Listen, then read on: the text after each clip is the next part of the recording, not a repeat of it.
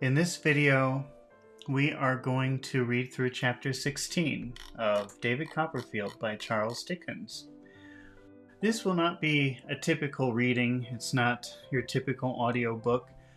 We're going to read each paragraph and then talk about the meaning of the paragraph or summarize the paragraph so that the idea is very clear. This way, if you're learning English, you will understand clearly what is happening in the story, and we will stop to explore and talk about interesting words and phrases that could be useful to you. If you already know English, this is kind of the long way of reading David Copperfield. It's a way, if you wanted to take your time and understand everything that's happening in the book, then you're also welcome to watch. So it's really a video for everyone, but especially people who are learning English and want to improve their vocabulary. In chapter 15, Davy's aunt decides that he must go to school. So they find a school for him, but the school doesn't have any place for him to stay where he can sleep and eat. And his aunt's lawyer decides, and business consultant, decides to let Davy stay at his house so he can go to this school. And then his aunt leaves. So now Davy is at the house of his aunt's lawyer. All right, let's start reading. Chapter 16. I am a new boy in more sense than one. Next morning after breakfast, I entered on school life again. I went, accompanied by Mr. Wickfield, to the scene of my future studies, a grave building in a courtyard. Grave means serious, so it's a serious-looking building, with a learned air about it that seemed very well suited to the stray rooks and jackdaws who came down from the cathedral towers to walk with a clerkly bearing on the glass plot, and was introduced to my new master, Dr. Strong. Davy's aunt's lawyer, Mr. Wickfield, who he's staying with, takes him to school for the first day. And he sees the school. It's a serious-looking building, but it has a feeling of a school. It feels like a school there. And the lawyer introduces Davy to the new master, the master of the school, the headmaster, Dr. Strong. Dr. Strong looked almost as rusty to my thinking as the tall iron rails and gates outside the house, and almost as stiff and heavy as the great stone urns that flanked them, and were set up on the top of the red brick wall, at regular distances all round the court, like sublimated skittles for time to play at. He was in his library, Dr. Strong was, with his clothes not particularly well brushed and his hair not particularly well combed, his knee-smalls unbraced, his long black gaiters unbuttoned, and his shoes yawning like two caverns on the hearth rug, turning upon me a lustreless eye that reminded me of a long-forgotten blind old horse who once used to crop the grass and tumble over the graves in Blunderstone churchyard. He said he was glad to see me, and then he gave me his hand, which I didn't know what to do with, as it did nothing for itself. Davy meets Dr. Strong, and his first impression is that Dr. Strong doesn't really care about his appearance. His hair doesn't look very nice. His clothes look like he doesn't take care of himself, even his shoes. And when he went to shake Davy's hand, he gave Davy his hand, but Davy wasn't sure what to do with it because it wasn't a very clear handshake. It was just him sticking out his hand. But sitting at work, not far from Dr. Strong, was a very pretty young lady, whom he called Annie, and who was his daughter, I supposed, who got me out of my difficulty by kneeling down and put Dr. Strong's shoes on and buttoned his gaiters. Or maybe he was just getting ready for the day. He was still getting dressed, and that's why he looked the way that he did. Which she did with great cheerfulness and quickness. When she had finished and we were all going out of the schoolroom, I was much surprised to hear Mr. Wickfield, in bidding her good morning, address her as Mrs. Strong. It wasn't his daughter. She was his wife. And I was wondering, could she be Dr. Strong's son's wife, or could she be Mrs. Dr. Strong, when Dr. Strong himself unconsciously enlightened me. Davy's thinking, so does Mr. Strong have a son, and that's why she's Mrs. Strong, or is that really his wife? And then it says Dr. Strong himself unconsciously enlightened me. So Dr. Strong didn't intend to, but he clarified. He made it clear who she was. By the by, Wickfield, he said, stopping in a passage with his hand on my shoulder, you have not found any suitable provision for my wife's cousin yet. My wife's cousin. So obviously it's his wife. She's his wife. I could wish it done as soon as it can be done, Wickfield, said Dr. Strong, for Jack Maldon is needy and idle. Idle means not doing anything. You should be doing something, but you're not doing something. So his nephew is needy. It means he needs money, or he needs food, he needs things, and he's idle. He's not doing anything. And of those two bad things, worse things sometimes come. And he's saying, and when you're both needy and idle, when you need money and you have nothing to do, bad things happen. What does Dr. Watts say? He added, looking at me and moving his head to the time of his quotation. Satan finds some mischief still for idle hands to do.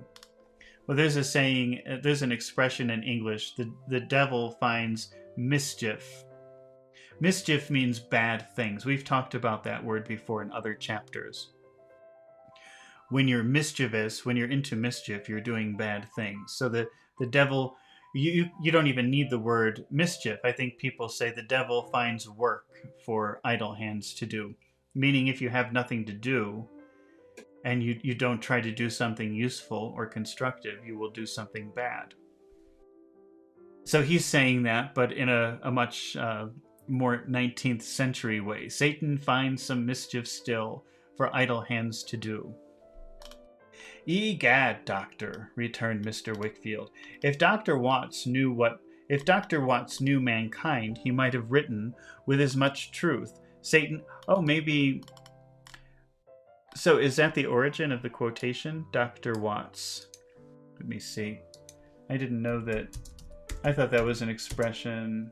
Let's see, the devil or Satan. We'll say Satan.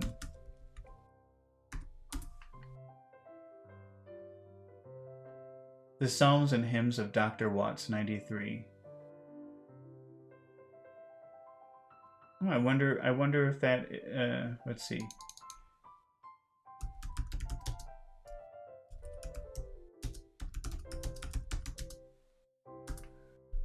The devil finds work as for idle hands.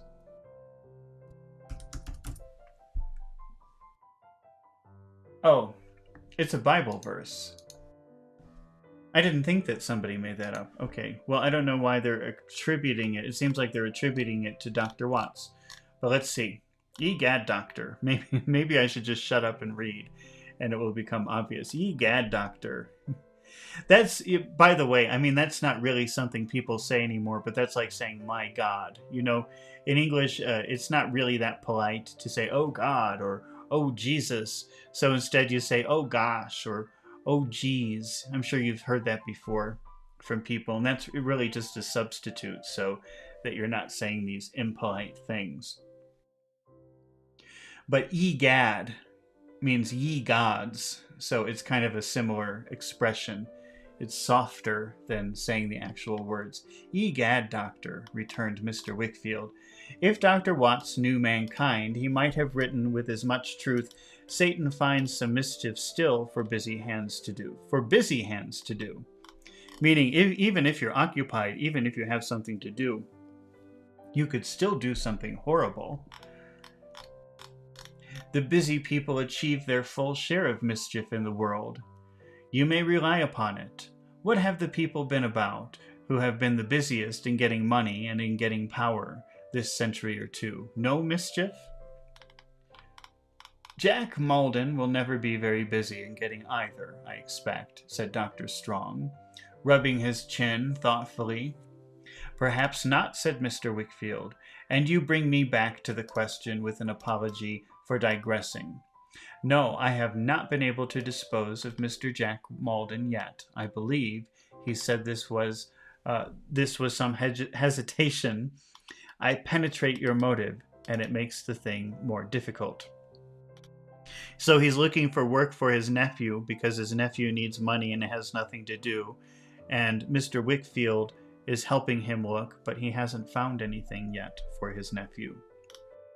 My motive, returned Dr. Strong, is to make some suitable provision for a cousin, not nephew, and an old playfellow of Annie's.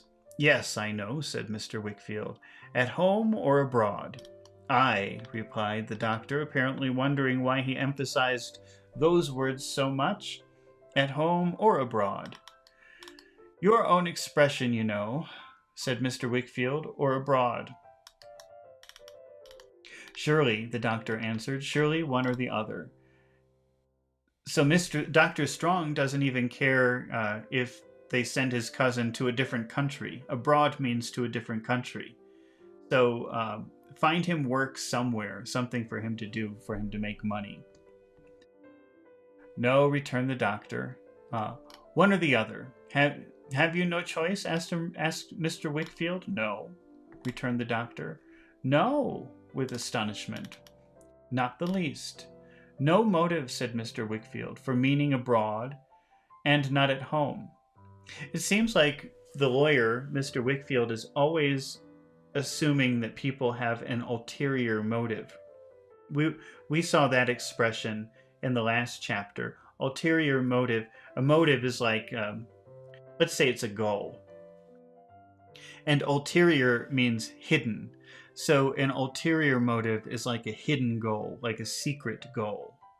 So when you do something, like if I say hello to you, hi, you say, why are you saying hello to me? What do you want? So there's a hidden goal in me saying hello to you. That's an ulterior motive.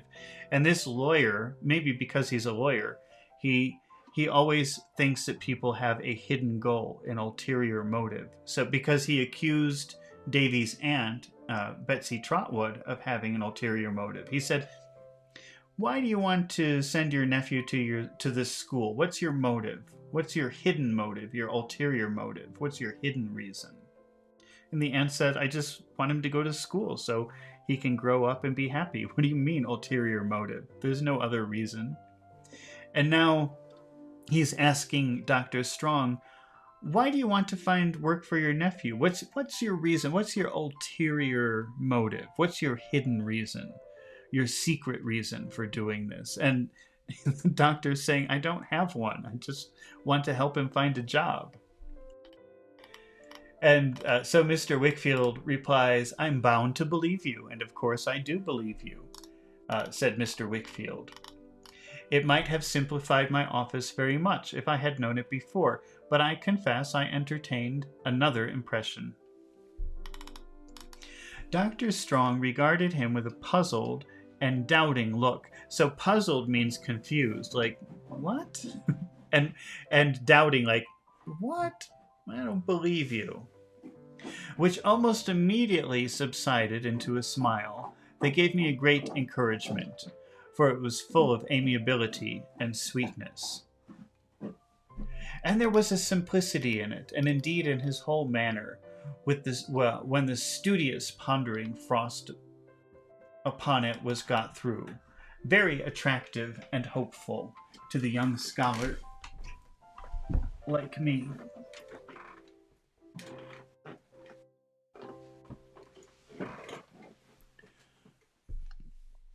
Not the least, and the other short assurances at the same purport, Dr. Strong jogged on before us at a queer, uneven pace. We followed, Mr. Wickfield looking grave. Remember, grave means serious. I observed, and shaking his head to himself without knowing what I saw. Without knowing that I saw him. This schoolroom was a pretty large hall, and the quietest side of the house, on the quietest side of the house, confronted by a stately stair of some half a dozen great urns and commanding a peep of an old secluded garden belonging to the doctor. Remember, a peep is like a little look. So if there's a peep of a garden, that means that you can see just a little of the garden from the classroom.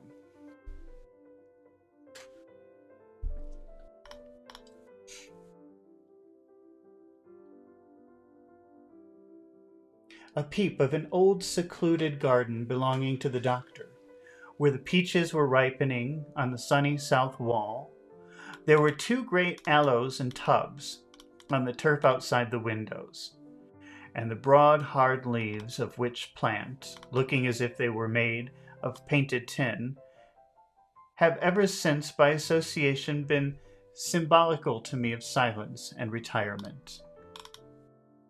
About 25 boys were studiously engaged at their books when we went in, but they rose to give the doctor good morning, and remained standing when they saw Mr. Wickfield and me. "A new boy, young gentleman," said the doctor. "Trotwood Copperfield." One Adams, who was the head boy, then stepped out of his place and welcomed me. He looked like a young clergyman. That's somebody who's a member of the church in some capacity, in some authoritative capacity. He looked like you would imagine like the head of a church looks when they're very young. In his white cravat. Oh, he looked like a young clergyman in his white cravat. A cravat is like a tie. And he was very affable. He was very friendly and good-humored. He showed me my place and presented me to the masters in a gentlemanly way that would have put me at my ease if anything could. So the head boy was very kind and very nice and showed him to his place in the classroom, and Davy appreciated it. It made him feel very welcome and comfortable. It seemed to me so long, however, since I had been among such boys, or among any companions of my own age, except Mick Walker and Mealy Potatoes, that I felt as strange as ever I have done in my life. So, he was raised this way, but then he had a very difficult time in London with these really rough street boys.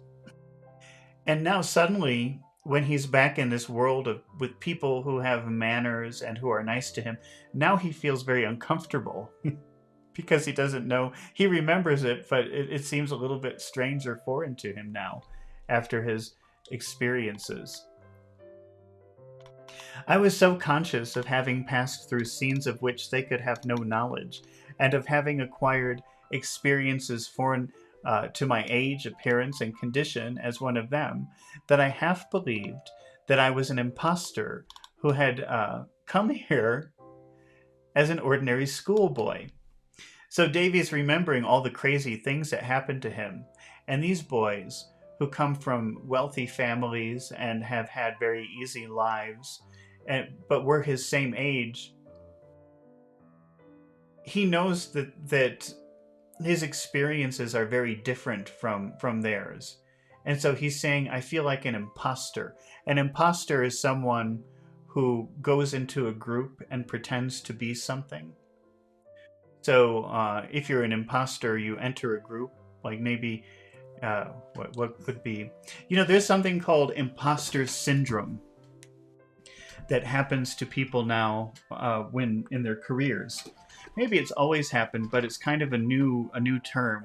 Imposter syndrome is when you get a job and you start working and you're qualified to work there, but you feel like everybody else knows more than you, and you're not qualified. You don't feel qualified. Maybe you are on paper qualified to be there, but you feel like you don't deserve it, or you're not qualified, and you think everybody else is smarter or better than you.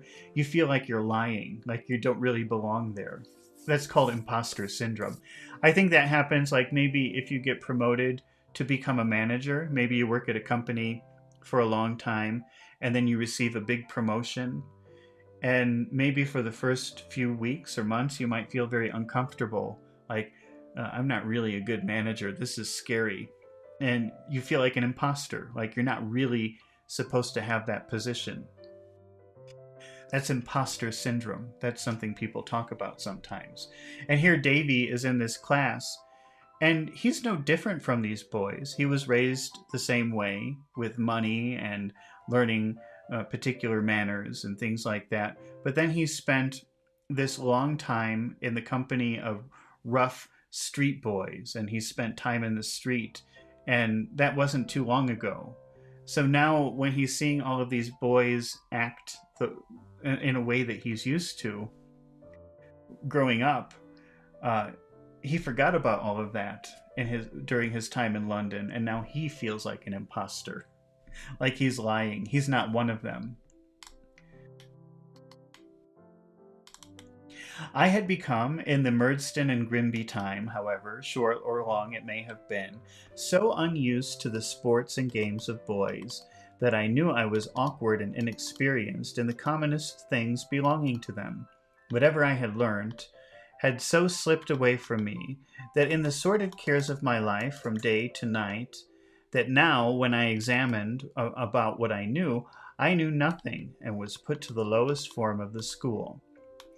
But troubled as I was by my want of boyish skill and book learning, I was made infinitely more uncomfortable by the consideration that in what I did know, I was much farther removed from my companions than in what I did not.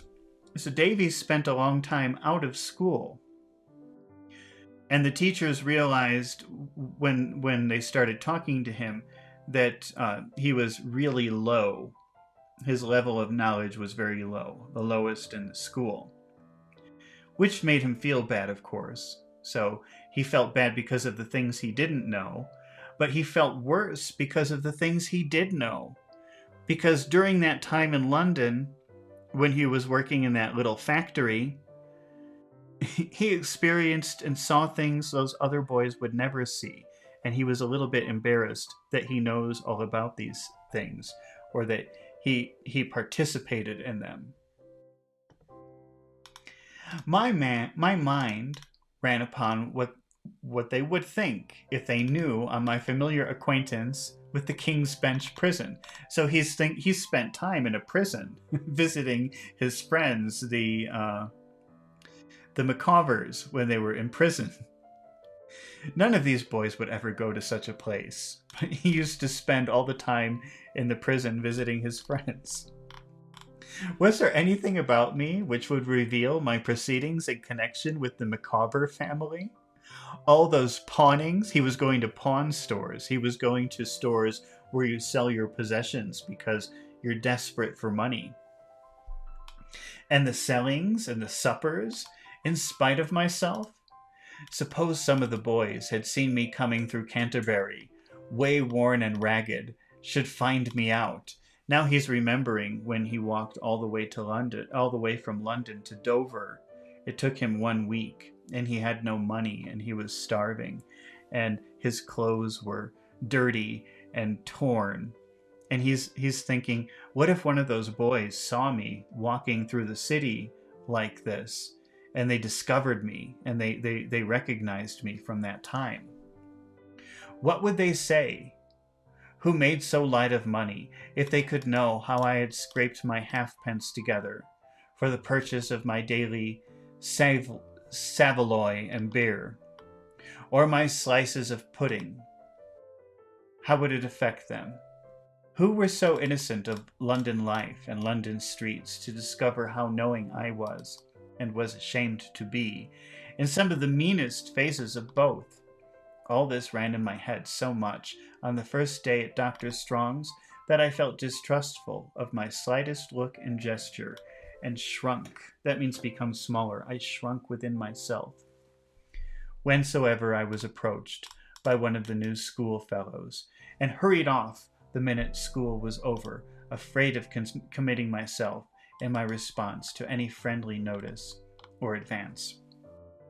He was thinking so much about this time in London and so ashamed of where he had been or what he had done or how he looked because he was very dirty and wearing torn clothes.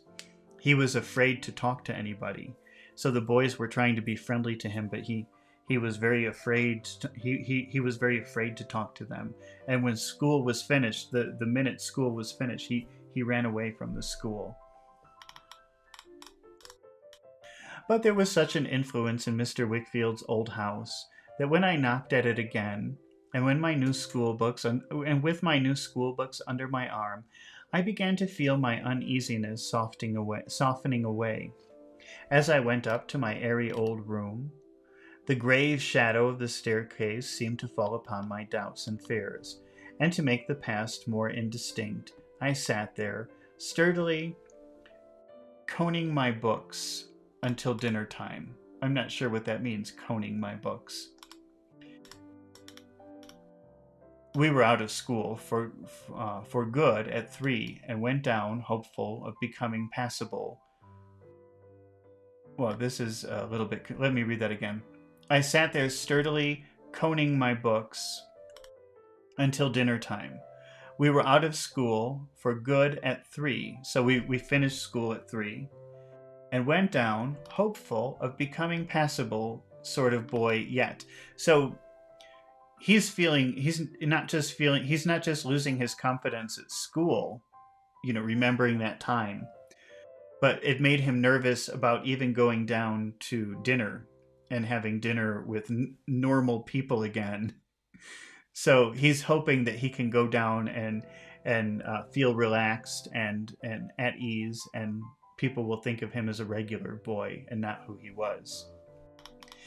Agnes was in the drawing room, waiting for her father, who was detained by someone in the office. She met me with her pleasant smile and asked me how I liked the school. I told her I should like it very much, I hoped, but I was a little strange to it at first. You have never been to school, I said, have you? Oh yes, every day.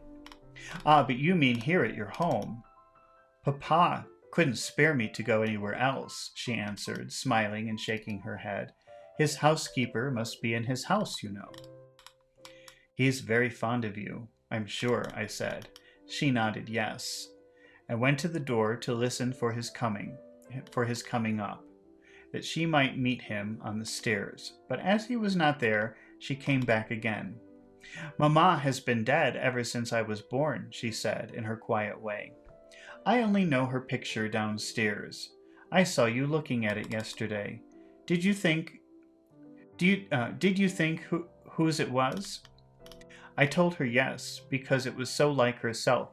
So Agnes is saying, I saw you looking at the painting of my mother the other day. Could you guess that I was her daughter? And Davy said yes, because you look very much like her. Papa says so too, said Agnes, pleased. Hark, that's Papa now. Okay, I just have to take a 1-minute break, and I will be right back.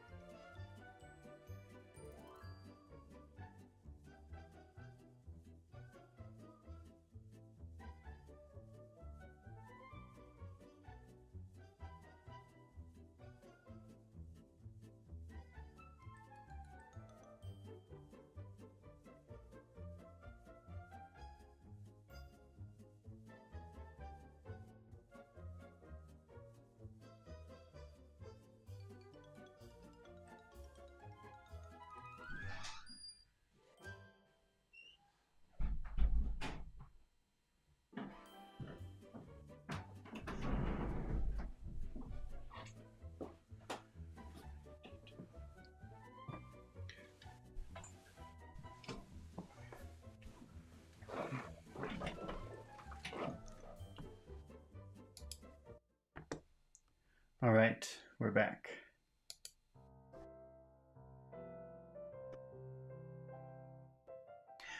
Papa says so too, says Agnes. Hark! That's Papa now. Hark is it? It's not modern English. You will never hear that again unless you're reading something old or you're hearing an old song. But that just means like listen or watch or something like that. Hark! That's Papa now. Her bright, calm face lighted up with pleasure as she went to meet him, and they came in, hand in hand. He greeted me cordially. To be cordial means to be polite, to be nice, but kind of formal also. And he told me that I should certainly be happy under Dr. Strong, who was one of the gentlest of men. There may be some, perhaps, I don't know that there are, who abuse his kindness, said Mr. Wickfield.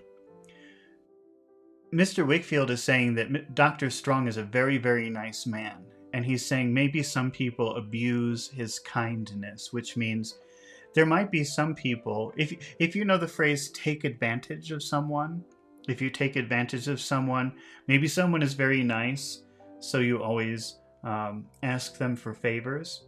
I mean, maybe once or twice is okay, but if you're always doing it because the person doesn't say no, that would be like abusing their kindness.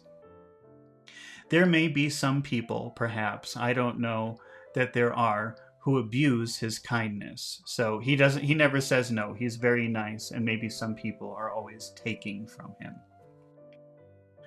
Said Mr. Wickfield. Never be one of those, Trotwood, in anything. He is the least suspicious of mankind, and whether that's a merit or whether it's a blemish, it deserves consideration in all dealings with the doctor, great or small. So Mr. Wickfield is saying, don't take advantage of him. He's very nice. Don't abuse that. Don't be one of the people who does that. And also Mr. Wickfield is saying, I don't know if that's a good thing or a bad thing that he's so nice. He spoke, I thought, as if he were weary or dissatisfied with something. But I did not pursue the question in my mind, for dinner was just then announced, and we went down and took the same seats as before. So it seemed like something was bothering Mr. Wickfield, but Davy, of course, didn't ask. And maybe that's because, remember that Mr. Wickfield was busy in his office. That's why they were waiting for him. Maybe the conversation he was having had something to do with Dr. Strong and somebody taking advantage of him. Because remember, Mr. Wickfield is a lawyer.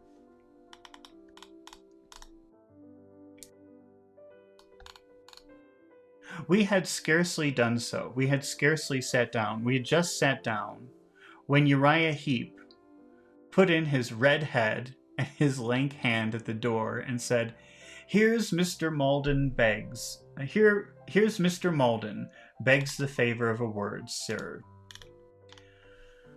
I am but this moment quit of Mr. Malden, said his master. Yes, sir, returned Uriah, but Mr. Malden has come back, and he begs the favor of a word. Now remember, Mr. Malden is Dr. Strong's cousin, and he said, oh, I finished with him. So that's who he was meeting with, was Dr. Strong's cousin. So it seems like maybe the implication here is that Mr. Malden is taking advantage of Dr. Strong. He's abusing his kindness. And now Uriah Heep is saying, yes, Mr. Malden wants to see you again. And the lawyer is saying, I forgot his name already, is saying, we just finished. Yes, sir, returned Uriah, but Mr. Malden has come back, and he begs the favor of a word. He wants to talk to you again. As he held the door open with his hand, Uriah Heep looked at me, and looked at Agnes, and looked at the dishes, and looked at the plates, and looked at every object in the room, I thought, yet seemed to look at nothing. He made such an appearance all the while of keeping his red eyes dutifully on his master. So that's kind of strange. Uriah Heep seems to be looking at everything in the room, but he focuses mostly on his boss, the lawyer. What is his name? Wickfield? Was that it? I don't know. Let's see. It'll come back. I beg your pardon. It's only to say, on reflection, observed the voice behind Uriah. As Uriah's head was pushed away, and the speakers substituted, pray, excuse me for the intrusion, that as it seems I have no choice in the matter. The sooner I go abroad, the better. My cousin Annie did say, when we talked of it, that she liked to have her friends within reach rather than to have them banished. And the old doctor. Dr. Strong, was that? Mr. Wickfield interposed gravely. Oh, so I'm a little bit confused about what's happening here, but Mr. Malden is saying, I want to go abroad, out of the country, immediately. And I think Annie is the Dr. Strong's young wife. I'm pretty sure that's who she is, right? Let's see. I go abroad. The sooner I go abroad, the better. My cousin Annie did say, when we talked of it, that she liked to have her friends within reach, rather than to have them banished. And the old doctor. So he's being very disrespectful, talking about his cousin, the old doctor, even though he's helping him find work and money. And so Mr. Wickfield doesn't like that. And he says, Dr. Strong, was that? Like correcting him, like, don't call him the old doctor. Call him Dr. Strong. Be respectful. Dr. Strong, of course, returned the other. I call him the old doctor. It's all the same, you know. I don't know, returned Mr. Wickfield. Well, Dr. Strong, said the other. Dr. Strong was of the same mind, I believed. But as it appears from the course you take with me, he has changed his mind. Why, there's no more to be said, except the sooner I'm off, the better. When you say the sooner the better, that means you want something to happen very quickly. The sooner the better. The sooner it happens, the better I will be, the happier I will be. So he seems to be in a hurry to leave the country for some reason. I wonder what he did. Maybe we'll find out. Therefore, I thought I'd come back and say that the sooner I'm off, the better. You know, when you say I'm off, that means I'm leaving. Bye, I'm off. That means I'm going. I'm leaving here. And here, therefore, I thought I'd come back and say that the sooner I'm off, the better. The sooner I can leave the country, the happier I will be. I wonder why. What did he do? When a plunge is to be made into the water, it's of no use lingering on the bank. Okay, plunge means going down very quickly. If you plunge into water, that's like jumping into the water. And he's saying, well, you know, if you're familiar with going swimming, some people like to, if it's hot, if the water is cold, some people like to go in very slowly. First they put their feet and then they move a little bit. And then they adjust to the temperature of the water. Some people like that. And some people like just jumping into the water, plunging into the water, and just getting it over with right away. And that's what he's saying here. Where was it again? I'd come back and say that the sooner I'm off, the better. When a plunge is to be made, when you jump into the water, it's of no use lingering on the bank. It's not a good idea to just stand by the side waiting and saying, it's too cold, and going is no, don't wait, just jump in.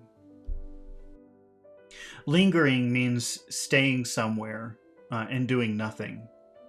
So when you linger, you're well, actually it means staying somewhere when you probably should be doing something else or going somewhere else. So lingering on the bank, lingering on the side of the lake, just waiting there when you should be going in. There shall be as little lingering as possible. In your case, Mr. Malden, you may depend on it, said Mr. Wickfield. So remember, lingering means you stay somewhere when you should be going somewhere else. And Mr. Wickfield, the lawyer, says, oh, there won't be any lingering. You're not staying here. Trust me. You're going as fast as possible. So this sounds like he's in some kind of trouble, and he's trying to run away from the police or something, or some kind of trouble that he's in. "Thank ye," said the other. "Much obliged. I don't want to look a gift horse in the mouth, which is not a gracious thing to do.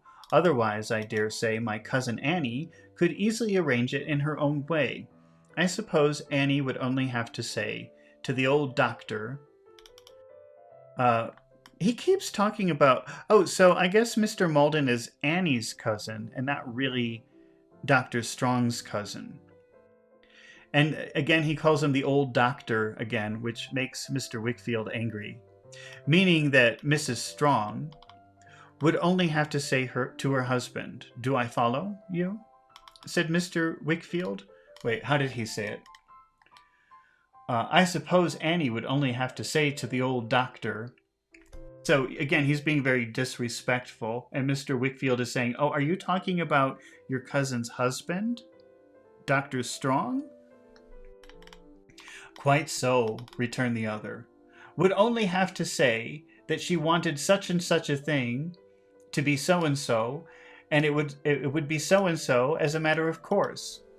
What that means is she could say anything to Dr. Strong. She could ask for anything in any way, and it would happen immediately, because the Dr. Strong loves her and would do anything for her. That's really what it means. He would do anything for his wife. And his wife asked Mr. Wickfield to find Mr. Malden, this guy talking, some kind of position, some kind of work. And so, of course, Dr. Strong does it immediately. But he's explaining all of this in a very rude way. "And why, as a matter of course, Mr. Malden?" asked Mr. Wickfield, sedately eating his dinner. "Why, because Annie's a charming young girl, and the old doctor, Dr. Strong, I mean, is not quite a charming young boy," said Mr. Jack Malden, laughing. "No offense to anybody, Mr. Wickfield. I only mean that I suppose some compensation is fair and reasonable in that sort of marriage." "Compensation to the lady, sir?" Mr. Wickfield said gravely. "To the lady, sir?" Mr. Jack Malden answered. "To the lady, sir," Mr. Jack Malden answered, laughing. But appearing to remark that Mr. Wickfield went on with his dinner in the same sedate, that means relaxed, not very animated, sedate, immovable manner. He wasn't moving, so he was very cold. "To the ladies, sir?" And that there was no hope of making him relax a muscle of his face, he added. "However, I have said what I came to say, and with another apology for this intrusion, I take myself off. Of course, I shall observe your directions in considering the matter as one to be arranged between you and me solely, and not to be referred to up at the doctor's." I guess they were discussing what kind of job he could do and where, and he's saying, "But I don't want you talking to the doctor about this. That's between us." "Have you dined?" asked Mr. Wakefield, with a motion of his hand towards the table. "Thank ye. I'm going to dine," said Mr. Malden, "with my cousin Annie. Goodbye." Mr. Wickfield, without rising, looked after him thoughtfully as he went out. So as Mr. Malden is leaving, Mr. Wickfield is looking like, what just happened? Or who is this guy? What is this all about? He was rather shallow sort of young gentleman, I thought, with a handsome face, a rapid utterance, and a confident, bold air. And this was the first I ever saw of Mr. Jack Malden, whom I had not expected to see so soon, when I heard the doctor speak of him that morning. When we had dined, we went upstairs again, where everything was on exactly as in the previous day. Agnes set the glasses and the decanter, that's like a bottle, in the same corner, and Mr. Wickfield sat down to drink, and drank a good deal. Agnes played the piano to him, sat by him, and worked and talked, and played some games at dominoes with me. made good time. She made tea. And afterwards, when I brought down my books, looked into them, and showed me what she knew of them, which was no slight matter, though she said it was. So they were looking through Davy's new school books, and Agnes was saying, I'll show you what I know, which isn't much, she said, but actually it turns out she's very smart and she knows a lot. That's what he's saying. He could see when they were talking about the school books that she was very smart and knowledgeable. And what was the best way to learn to understand them? I see her with her modest, orderly, placid manner, and I hear her beautiful, calm voice as I write these words. So he's writing this as an adult, but he's thinking about it in his head, and he can still see her exactly as she was that day. The influence for all good, which she came to exercise over me at a later time, begins already to descend upon my breast. I love little Emily, and I don't love Agnes. No, not at all in that way, but I feel that there are goodness, peace, and truth wherever Agnes is, and that the soft light of the colored window in the church, seen long ago, falls on her always, on me, when I am near her, and on everything round. So, now remember, little Emily, that was his little playmate in Plymouth, when he was much more of a boy, and he was staying by the seaside, and he fell in love with her. And then he went back home, and they have this relationship. But it seems like she's not really interested in him, actually, because when he returned to Plymouth, she was kind of mean to him, actually. But he was more in love with her than ever. But he's noticing that he likes Agnes. He loves Agnes, but not in the same way. He loves being around her, but he's not in love with her the way he is with little Emily. That's what he's saying. But he definitely loves her.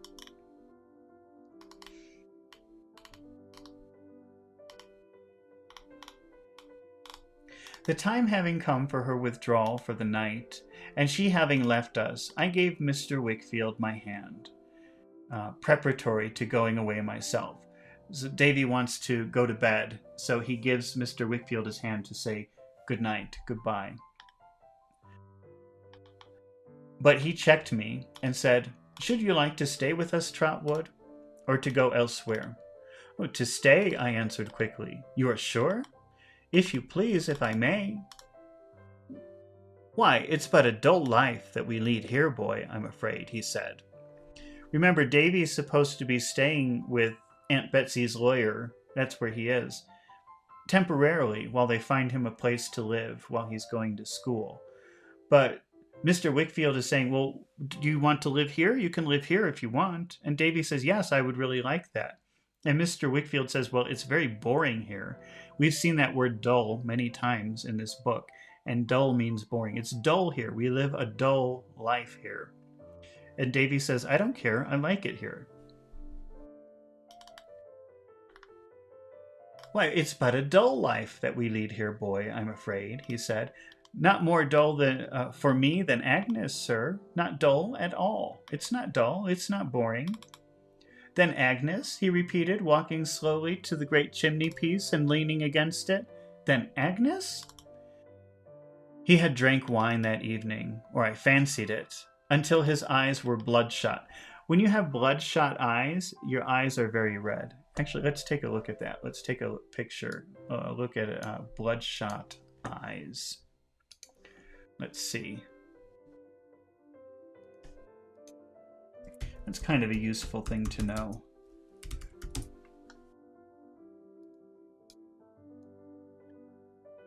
Although, now that I'm telling you that bloodshot eyes are red eyes, then you know. But, if you drink too much, maybe your eyes will be bloodshot. Or if you don't get enough sleep, maybe your eyes will be bloodshot. Those are bloodshot eyes.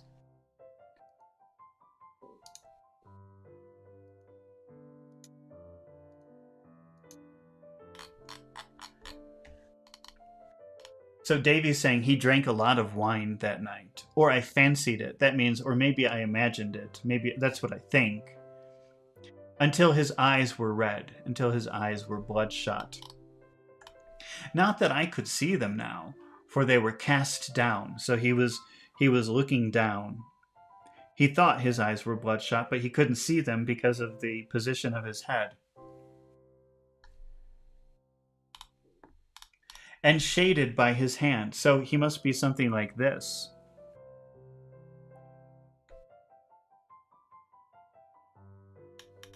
But I had noticed them a little while before. He saw them earlier. Now I wonder, he muttered, whether my Agnes tires of me. When should I ever tire of her? But that's different. That's quite different. He obviously loves his daughter very much, but he's a little drunk, and now he's thinking, what if she's tired of me? How is that? What would that be like for her? I never get tired of her, but maybe she's tired of me. So he's kind of thinking in this way. He was musing, not speaking to me, so I remained quiet. A dull house, he said, and a monotonous life. But I must have her near me. I must keep her near me. Maybe he's afraid that Davy's in love with her. And so suddenly they're very young, but suddenly he's thinking one day she's going to get married and leave me. So I think that's what he's going through.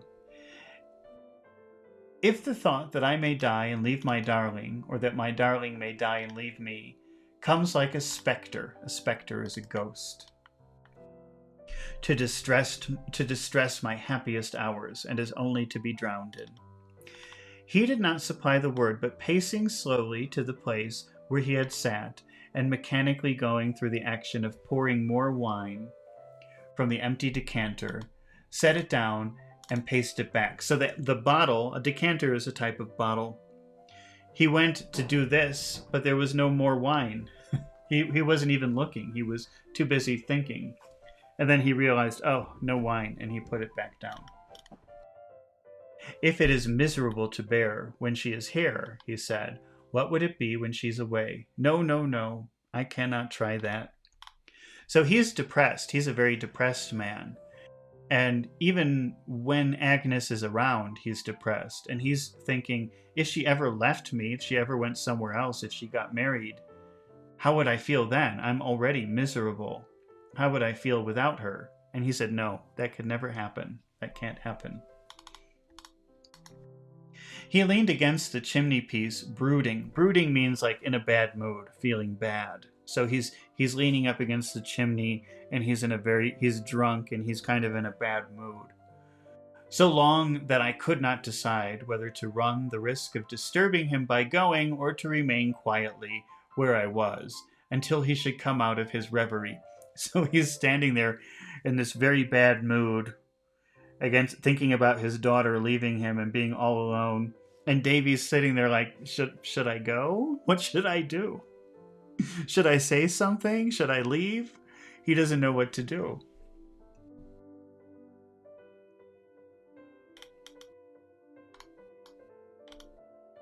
At length he aroused himself. So suddenly he stood up and looked about the room with his eyes and encountered mine.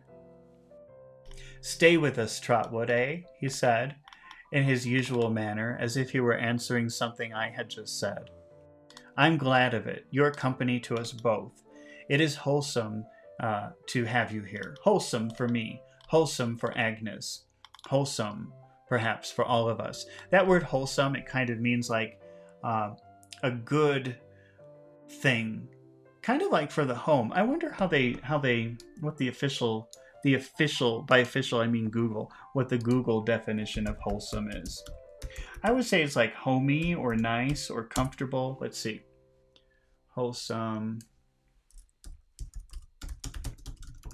Something that makes you feel good. Conducive or suggestive to good health or physical well-being. So he's saying it's wholesome for us. It's a good thing for him to be here. I think wholesome has like a kind of love feeling to it. I mean, I know that Google says it's just health, but I kind of attach the idea of love to the word wholesome in a way. Wholesome for me, good for me, wholesome for Agnes, wholesome perhaps for us all, healthy. I'm sure it is for me, sir, I said. I'm so glad to be here. That's a fine fellow, said Mr. Wickfield. As long as you're glad to be here, you shall stay here. So they agree. Davy will not move out. He will stay with them. And everybody should be very happy with that. He shook hands with me upon it and clapped. And clapped on the back. And told me when I had anything to do at night after Agnes had left us, or when I wished to read for my own pleasure, I was free to come down to his room, if he were there, and if I desired it for company's sake, to sit with him. I thanked him for his consideration, and as he went down soon afterwards, and I was not tired, went down too with a book in my hand, to avail myself for half an hour of his permission. So they agreed to live together, and Mr. Wickfield says, well, when Agnes goes to bed, and if I go downstairs, you can always come down and sit with me if you want to. So you can sit and read in the same room with me, and that would make me very happy to have you with me as company. And Davy said, okay. And actually, Mr. Wickfield decided to go downstairs, and Davy said, okay, well, can I come with today? Because I want to read a little bit before I go to bed. And he said yes. But seeing a light in the middle round office and immediately feeling myself attracted towards Uriah Heep, who had a sort of fascination for me, I went in there instead. So instead of going to Mr. Wickfield's room, he saw the light on in Uriah Heep's room. And Uriah Heep is this weird, creepy young guy. He looks like a dead body. Davy described him as a cadaver, and a cadaver is a dead body. So he looks like a dead body. He's 15, but he looks like an old man. And Davy is fascinated by him in a weird sort of way. But he saw the light on in Uriah Heep's office. So instead of going into Mr. Wickfield's room, he went into Uriah Heep's room. Uriah Heep, who had a sort of fascination for me, I went in there instead.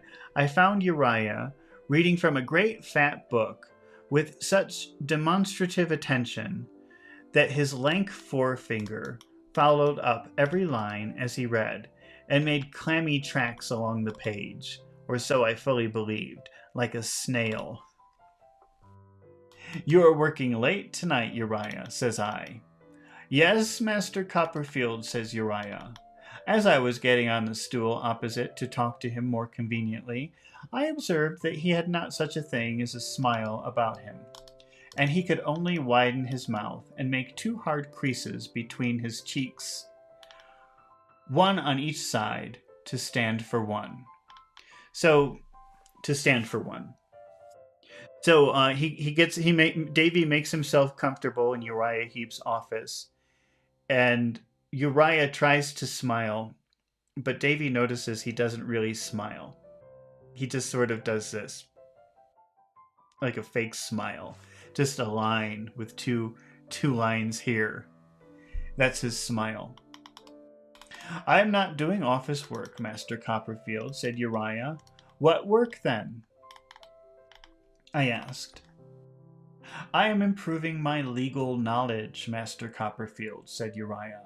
I am going through Tidd's practice. Oh, what a writer Mr. Tidd is, Master Copperfield. So Uriah says, I'm not working. Actually, I'm trying to improve my knowledge of laws of the legal profession. And he starts talking about some type of legal book that he's reading. My stool. Oh, maybe I should show you what a stool is. Let's find a picture of a stool.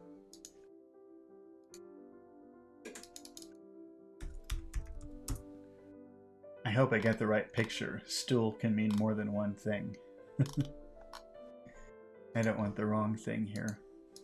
That would be bad on YouTube, I guess. These are stools. These are all different kinds of stools. So it's not exactly a chair.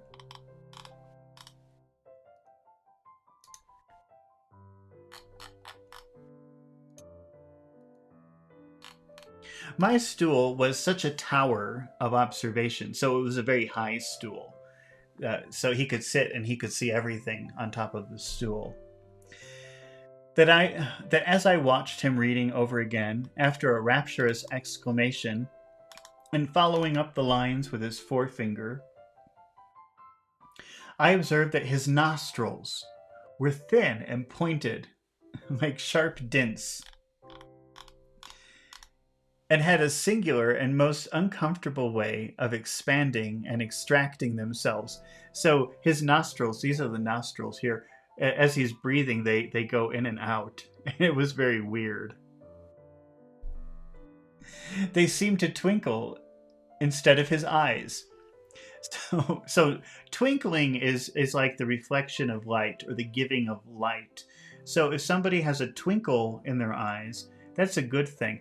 I wonder what would happen if we look for a picture of twinkling eyes. What kind of thing? Probably would get cartoons, but let's see. Twinkling eyes.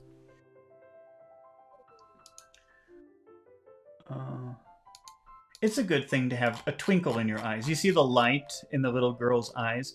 This is a twinkle in your eye. It just is the reflection of light. But, you know, that's a good thing. And if you said that somebody didn't have a twinkle in their eye, that would be a bad thing because it would sound like they're dead, or there's something wrong with them, or they're scary. A person with no light in their eyes. That's kind of a scary person. And Davy is saying his nostrils, this part right here, here's the nose, this is all the nose, but this is the nostril right here, the part that can move. He was saying his nostrils seemed to twinkle instead of his eyes. So his eyes had no light or no life, but his nostrils had more than a normal person. He's weird. Uriah is a weird person.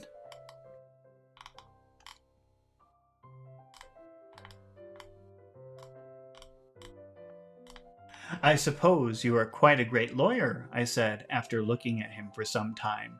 Me, Master Copperfield, said Uriah. Oh no, I am a very humble person.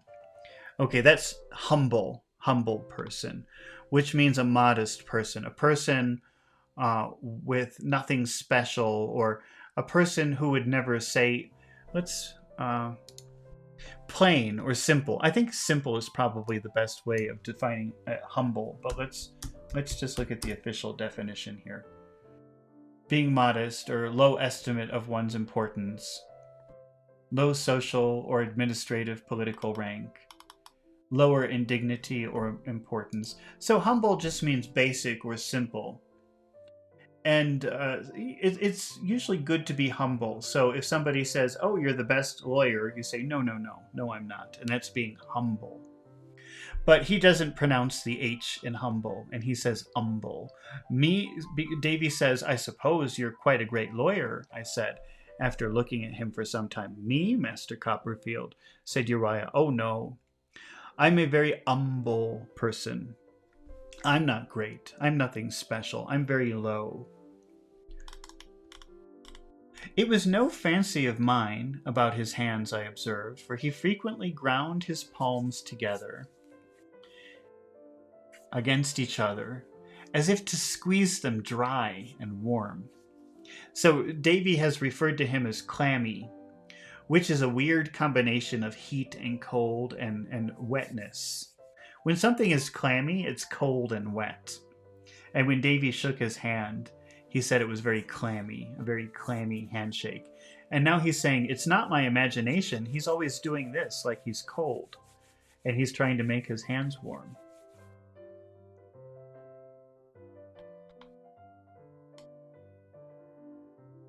Let me reread that again. So it was no fancy of mine. It wasn't my imagination about his hands, I observed. For he frequently ground his palms against each other as if to squeeze them dry and warm.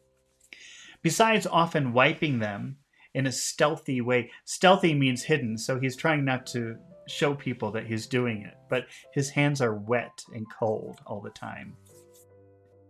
Oh, on his pocket handkerchief. So he takes out his pocket handkerchief and maybe very kind of secretly does this stealthily so people can't see. or it's not easy for people to see. I am well aware that I am the humblest person going, said Uriah Heep modestly. So I think that's kind of a joke, because if you say that you're humble, that means that you would never tell anybody. You would never. The opposite of humble is bragging. Bragging is, look at all these wonderful things I have.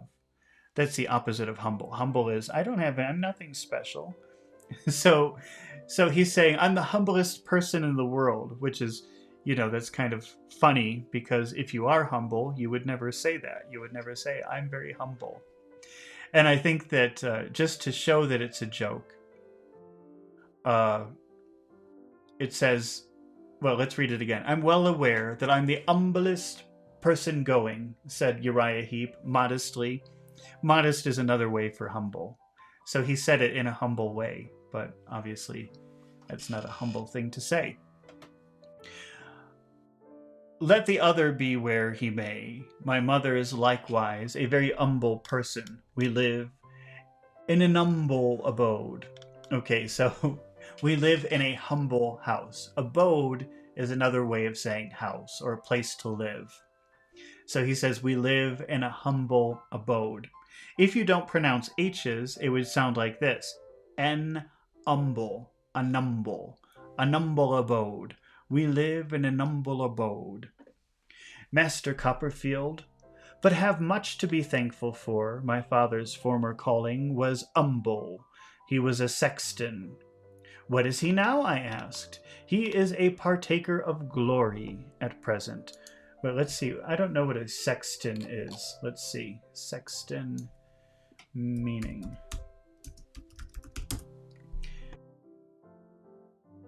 Oh, what happened? Google changed my...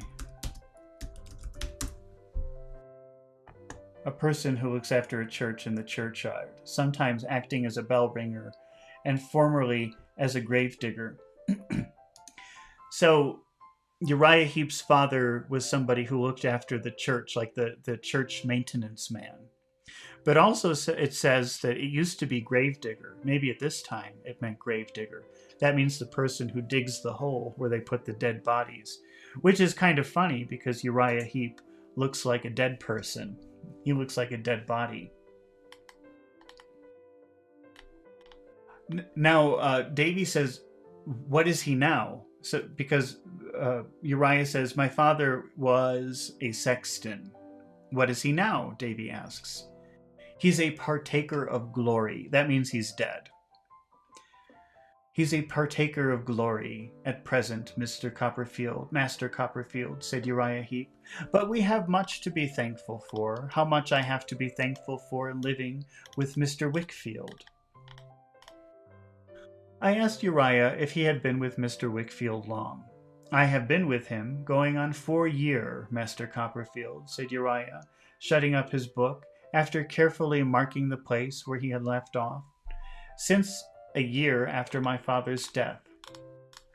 How much I have to be thankful for in that.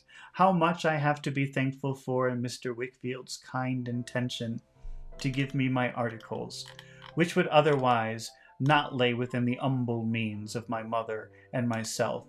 So Mr. Wickfield is helping him get his, I guess now what you would call his degree in law. So he's helping you. And if Mr. Wickfield wasn't helping him, he would never be able to pay for it.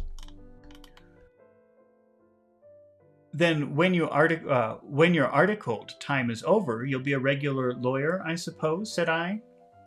With the blessing of Providence, Master Copperfield, returned Uriah. So he's saying basically with God's help. If God wants it to happen, it will happen. Perhaps you'll be a partner in Mr. Wickfield's business one of these days, I said, to make myself agreeable. And it will be Mr. Wickfield and Heep, and it would be Wickfield and Heep, or Heep, late Wickfield. Oh, no, Master Copperfield, returned Uriah, shaking his head. I am much too humble for that. So Davy is trying to make friends with Uriah, and he's saying, well, maybe when you become a lawyer, you could be the partner of Mr. Wickfield. And then the law firm can say, Wickfield and Heap. And Uriah Heep says, oh, no, I'm too humble for that. I could never do that. I'm too low for that. I'm not good enough for that.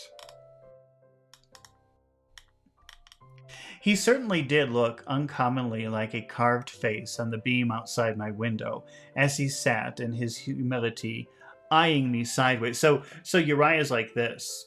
He doesn't really look at him. He's looking at him like this while they're talking, with his mouth widened at the creases of his cheeks. Mr. Wickfield is an excellent man, Mr. Copperfield, said Uriah. If you have known him long, you know it, I'm sure, much better than I can inform you. So now Uriah is saying, oh, Mr. Wickfield is a very wonderful man, and you probably know that because you probably have known him for a longer period of time than me. I replied that I was certain he was, but that I had not known him long myself, though he was a friend of my aunt's. Oh, indeed, Master Copperfield, said Uriah. Your aunt is a sweet lady, Master Copperfield. No one calls Betsy Trotwood a sweet lady. So this is when you know that Uriah Heep doesn't tell the truth, because everyone, maybe not everyone hates her. Like Mr. Wickfield is friends with her, but he understands her. But people who only know her very superficially, probably like Uriah Heep, would never say that she's a sweet woman. He had a way of writhing when he wanted to express enthusiasm, which was very ugly. So he had this weird way of moving when he tried to look enthusiastic about something, and it was very ugly, very strange, which diverted my attention from the compliment he had paid my relation to the snaky twistings of his throat and body. I can't even picture it. A sweet lady, Master Copperfield, said Uriah Heep. She has a great admiration for Miss Agnes, Master Copperfield, I believe. Davy's aunt really likes Agnes. I said yes, boldly. Not that I knew anything about it, heaven forgive me. So Davy agreed, but he didn't know if that was true. I hope you have too, Master Copperfield, said Uriah, but I'm sure you must have. Everybody must have, I returned. Uriah says, I hope that you really love Agnes too. And Davy said, I think everybody must love Agnes. She's so sweet and so nice. Oh, thank you, Master Copperfield, said Uriah Heep, for that remark. It is so true. Humble as I am, I know it's so true. Oh, thank you, Master Copperfield. He writhed himself quite off his stool in the excitement of his feelings. So he was moving and he fell off his stool because he was so excited. And began, and being off, began to make arrangements for going home. Oh, actually, maybe he stood up because he was getting ready to leave. He was getting ready to go home. Mother will be expecting me, he said, referring to a pale, inexpressive face, watch in his pocket. So he pulls out a watch from his pocket and he says, my mother's waiting for me. It wasn't a fancy watch. It was a very basic watch.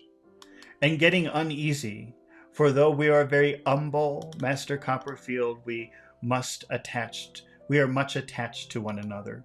If you would come and see us any afternoon and take a cup of tea at our lowly dwelling.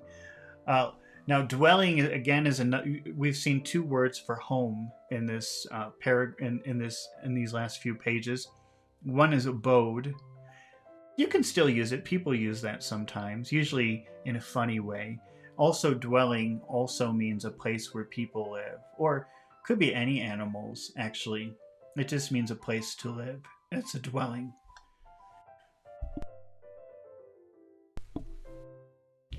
Lowly dwelling. You see the word low in there. Lowly dwelling. That means not a very nice place. Because Uriah Heep is always trying to show people how humble he is. He would never say that his house is nice. So he calls it lowly. But that's a pretty extreme word. That if you say that you live in a lowly place, I imagine a very ugly, horrible place, actually. I don't know if it meant that 180 years ago when he said it, but that's how I would imagine it now. And Uriah is inviting him. He's saying, you might not like it because it's such a lowly place, but one day it would be very nice if you would come and join me and my mother for tea in our home.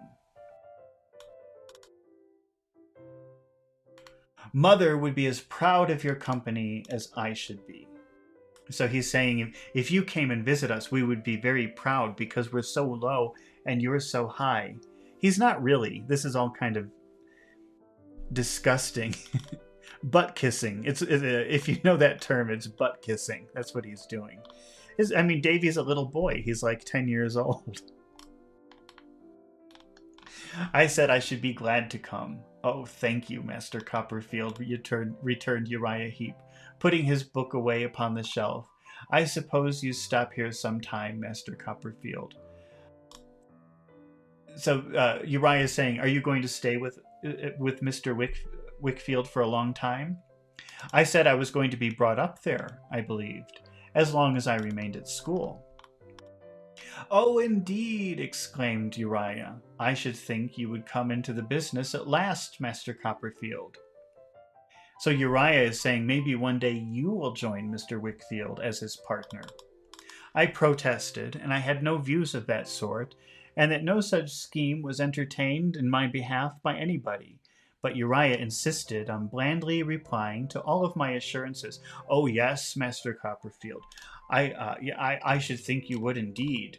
So Davy's saying, no, I'm not going to become a lawyer. I'm not going to become Mr. Wickfield's partner. And he never even thought about it. But Uriah is saying, oh, yes, you will.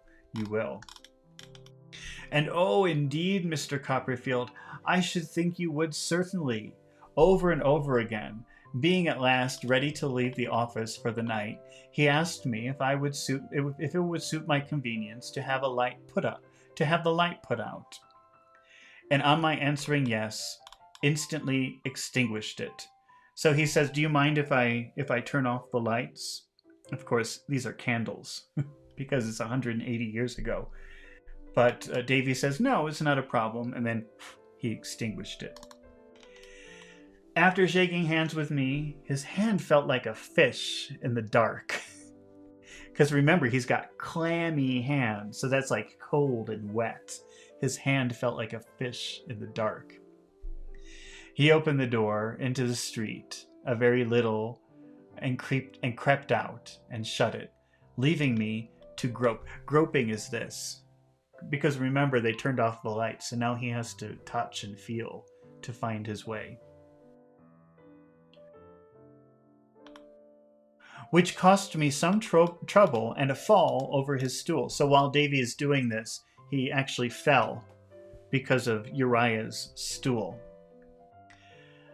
This was the proximate cause, I suppose, of my dreaming about him, for what appeared to me to be half the night, and dreaming among other things that he had launched Mr. Peggotty's house on a piratical expedition with a black flag at the masthead bearing the inscription Tid's Practice, under which diabolical ensign he was carrying me and little Emily to the Spanish Main to be drowned. Oh gosh.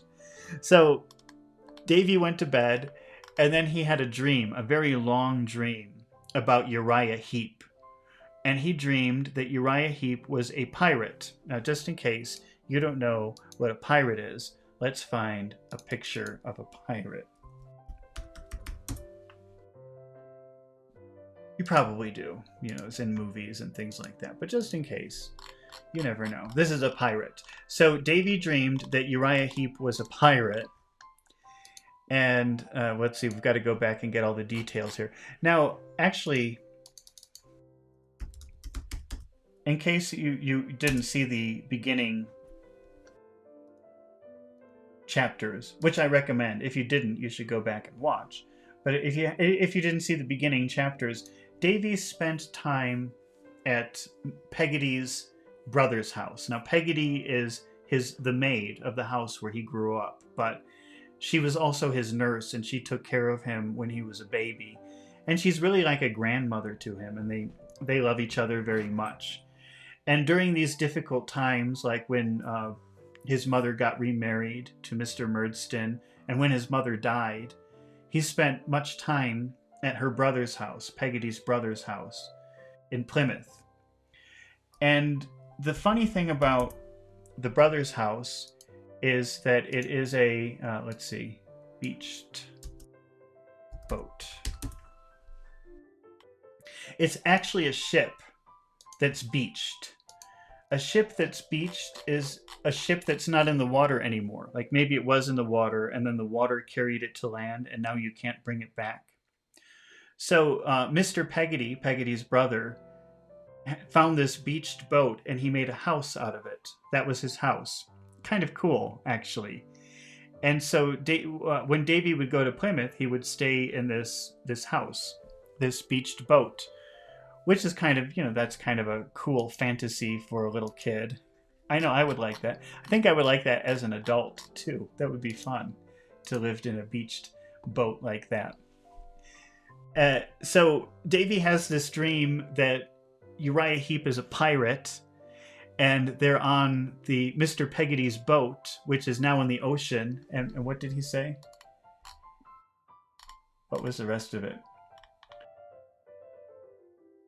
So he dreamed that Uriah was a pirate and had launched Mr. Peggotty's house on a piratical expedition. So they were sailing the seas. They were in the seas in Mr. Peggotty's boat. Uriah was a pirate, and they were looking to attack people or steal money with a black flag. That's the flag of a pirate at the masthead in the front of the boat, or not really in the front, but on top of the boat, bearing the inscription, Tid's Practice. I don't remember who Tid is. I remember that name for some reason, but I don't know.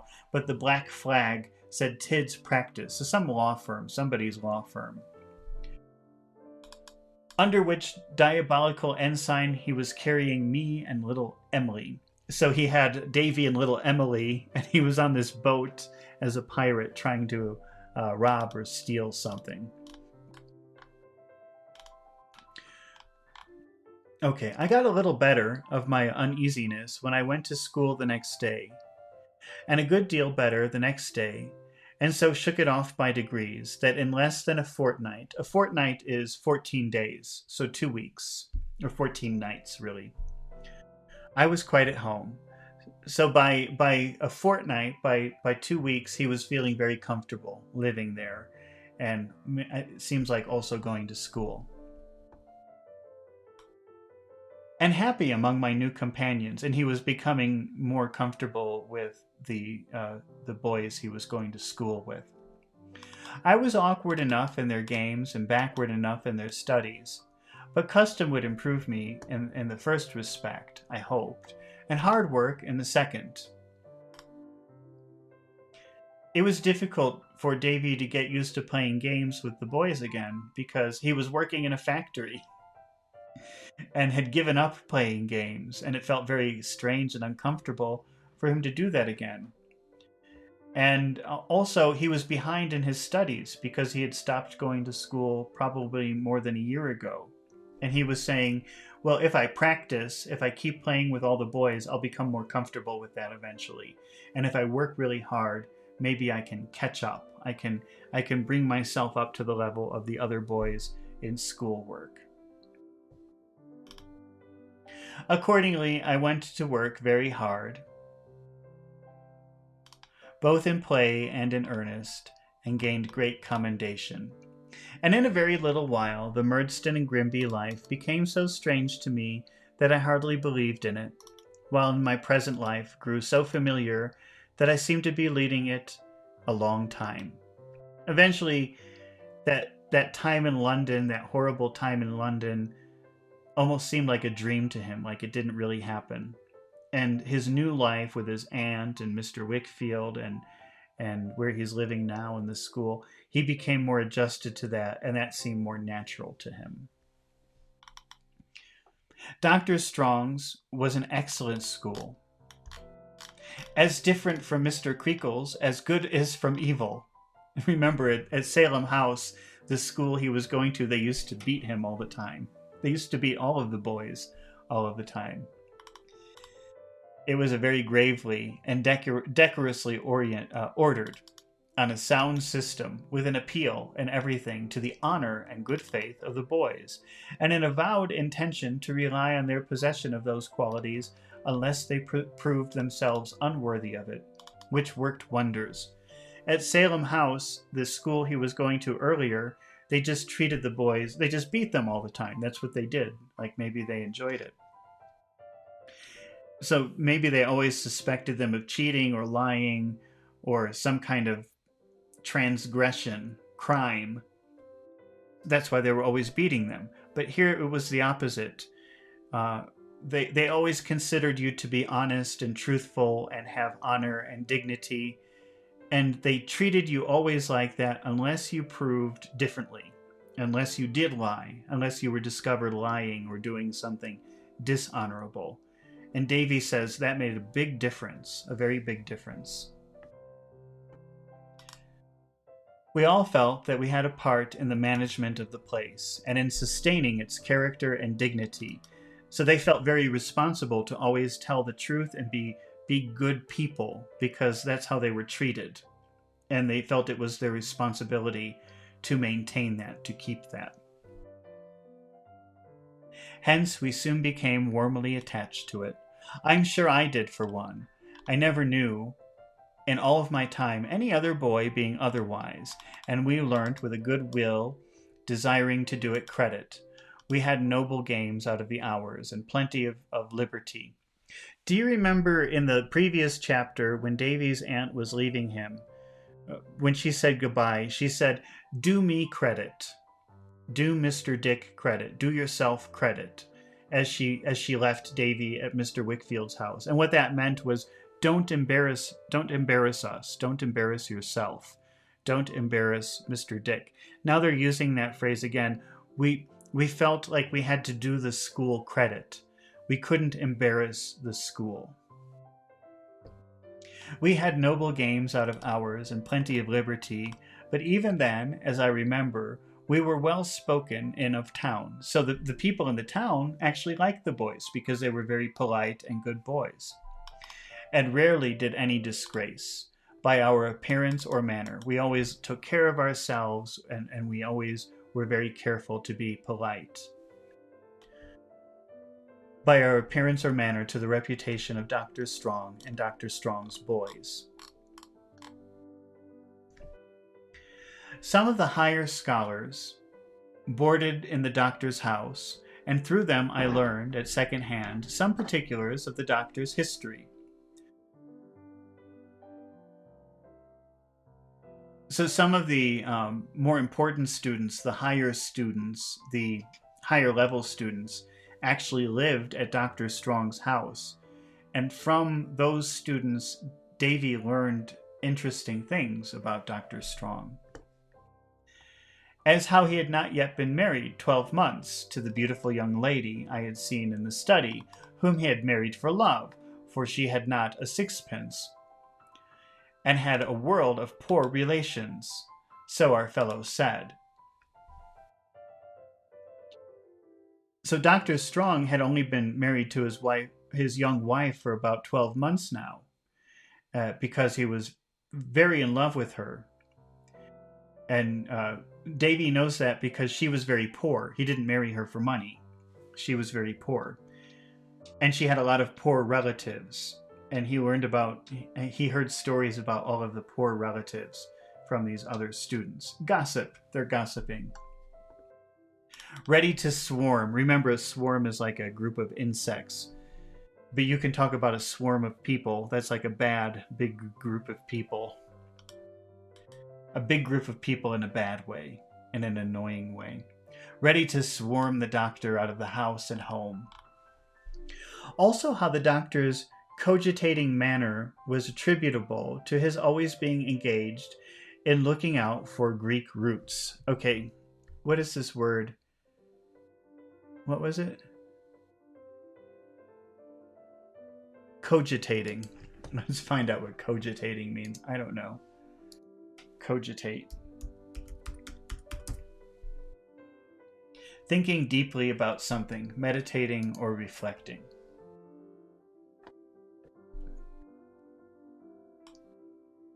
So the doctor had a cogitating manner. He always seemed to be thinking about something, meditating on something. Was attributable to his being always engaged in looking out for Greek roots. What he's talking about, the roots of words. You know, like if you say geo, like geology, that word geo is a Greek word having to do with the earth. That's the root. It's a Greek root.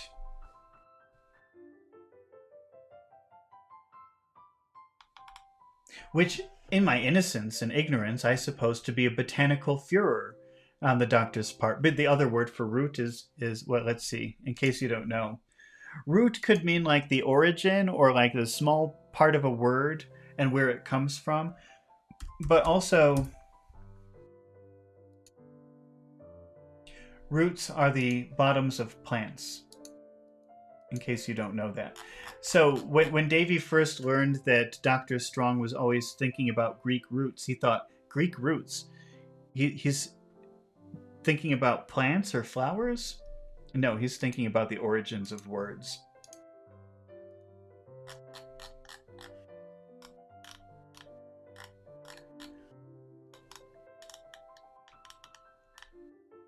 Especially as he always looked at the ground when he walked about. So he's always walking around looking at the ground, and Davy thinks he's looking for plants because he's thinking about Greek roots. Until I understood that they were the roots of words, with a view to a new dictionary that he had in contemplation. Adams, our head boy, who had a turn for mathematics, had made a calculation, I was informed, of the time this dictionary would take in completing. On the doctor's plan, and at the doctor's rate of going, he considered that it might be done in 1,649 years, counting from the doctor's last or 62nd birthday. You know, there's students and they're making a joke, and there's one student who's very good at math who calculated how long it's going to take the doctor to finish his dictionary. And according to how much time it takes him to do one entry in the dictionary, it should take him over 1,000 years, counting from his 62nd birthday. But the doctor himself was the idol of the school, of the whole school. Now, we've seen the word idle, I-D-L-E, several times in this book, I-D-L-E. And that means doing nothing when you should be doing something. This is a different idol. This is I-D-O-L, I-D-O-L. It sounds the same, idol. And that means like God. So when they say that the doctor was the idol of the whole school, that means that all of the students loved him and admired him. And it must have been a badly composed school if he had been anything else, for he was the kindest of men, with a simple faith in him that might have touched the stone hearts of the very urns upon the wall. So Davy's saying it's very understandable that all the students, all the boys loved him because he's a very, very nice man.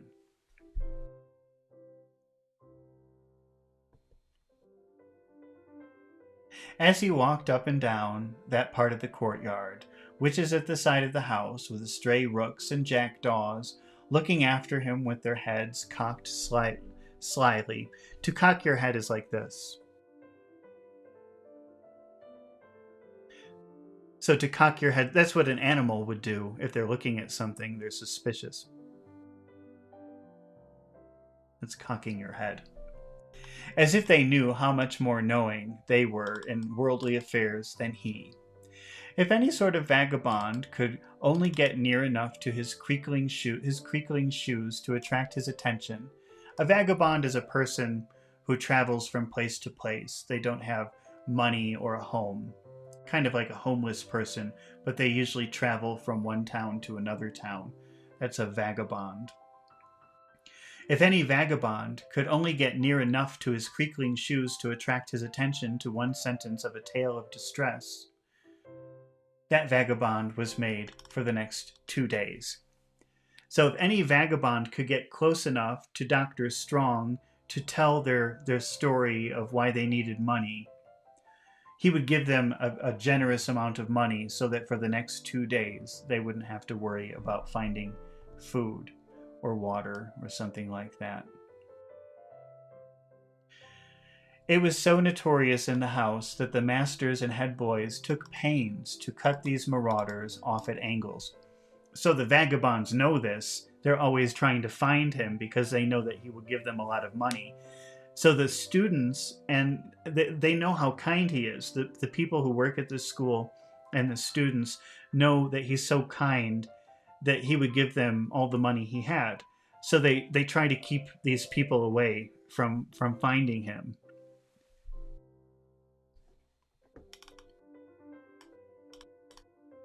Which was sometimes happily effected within a few yards of him, without his knowing any of the matter, as he jogged to and fro outside his own domain, and unprotected. He was a very sheep for the shearers. So he doesn't know this. And sometimes these people get very close to him, but the students and the employees of the school manage to somehow make these people go away before the doctor can even see. So he has no idea this happens. He would have taken his gaiters off his legs to give away. So they're saying he would even, if he ran out of money, he would give them his clothes if he had the opportunity. In fact, there was a story current among us. I have no idea and have never heard on what authority, but I believed it for many years, and I feel quite certain that it's true. Now Davy's going to tell a story about one of these vagabonds, one of these homeless people. And he's saying, I heard it, but I don't know if it's true. Maybe it's not true. That on a frosty day, one winter time, he actually did bestow his gaiters on a beggar woman. Now, gaiters, I think this is some kind of old-fashioned clothing. I don't know. I was trying to ignore it. They've said it several times. I don't think that we need to really know what it is, but now that it's part of the story, I think we better see what it is in a picture. So gaiters, you could still use them, I guess, in bad weather. But it's like the lower. It's almost like socks. It's like outer socks. I guess you could call them outer socks. But you could see that 180 years ago, maybe it was something that somebody would wear. But now it's something for bad weather or physical activity. Okay.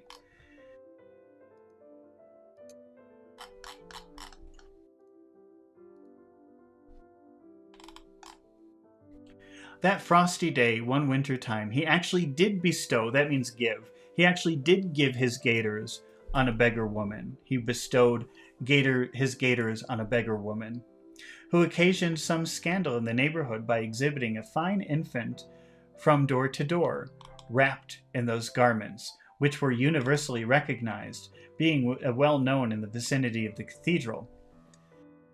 So this beggar woman had a baby, and she came up to Dr. Strong, and he gave him her gaiters, and she wrapped the baby in the gaiters. But then she was knocking on the doors of the houses in the neighborhood, and when people opened the door, they recognized the gaiters.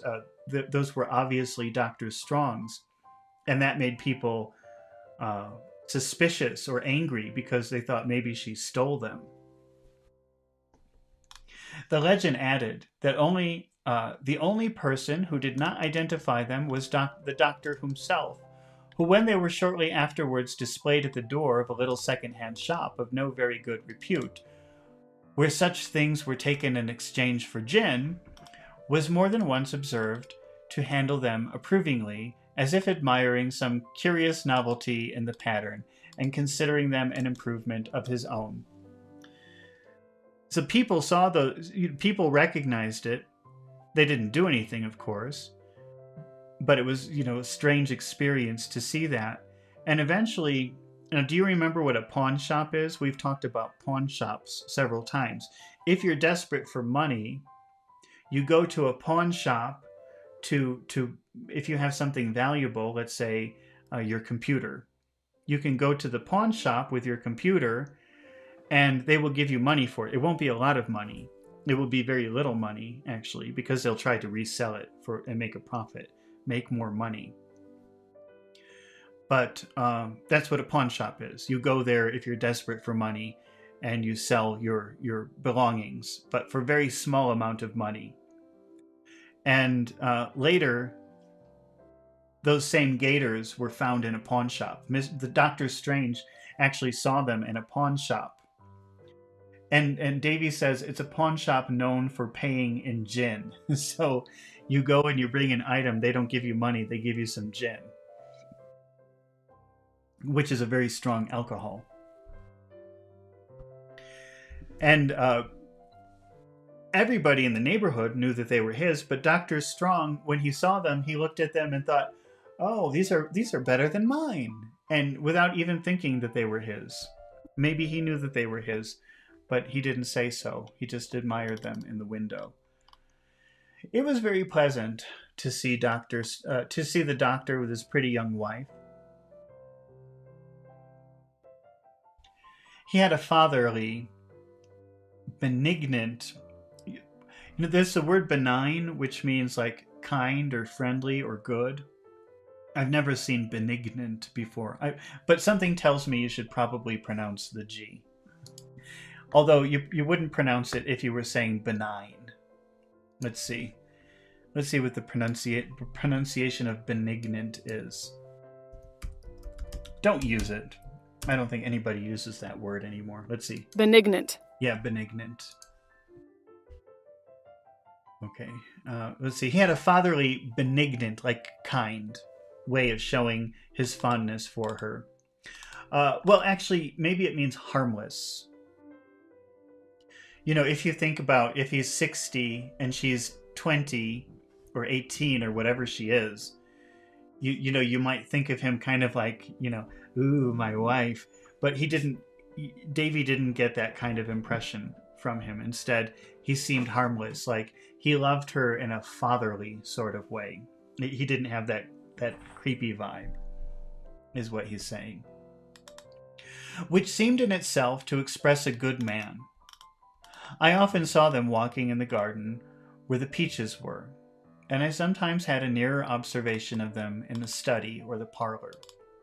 She appeared to me to take great care of the doctor and to like him very much, though I never thought her vitally interested in the dictionary, some cumbrous fragments of which work the doctor had always carried in his pockets and in the lining of his hat, and generally seemed to be expounding to her as they walked about. So Davy could see them walking in the garden sometimes, and he is always talking about her. She seemed to like him very much, but he was always talking about his dictionary, giving her details, and she didn't seem very interested in his dictionary. I saw a good deal of Mrs. Strong, both because she had taken a liking for me on the morning of my introduction to the doctor, and was always afterwards kind to me, and interested in me, and because she was very fond of Agnes. And was often backwards and forwards at our house. Dr. Strong's wife really liked Davy, and he saw a lot of her because she was good friends with Agnes, and she was always going to I forget the lawyer's name. I keep forgetting the lawyer's name. She was always going to Agnes's house.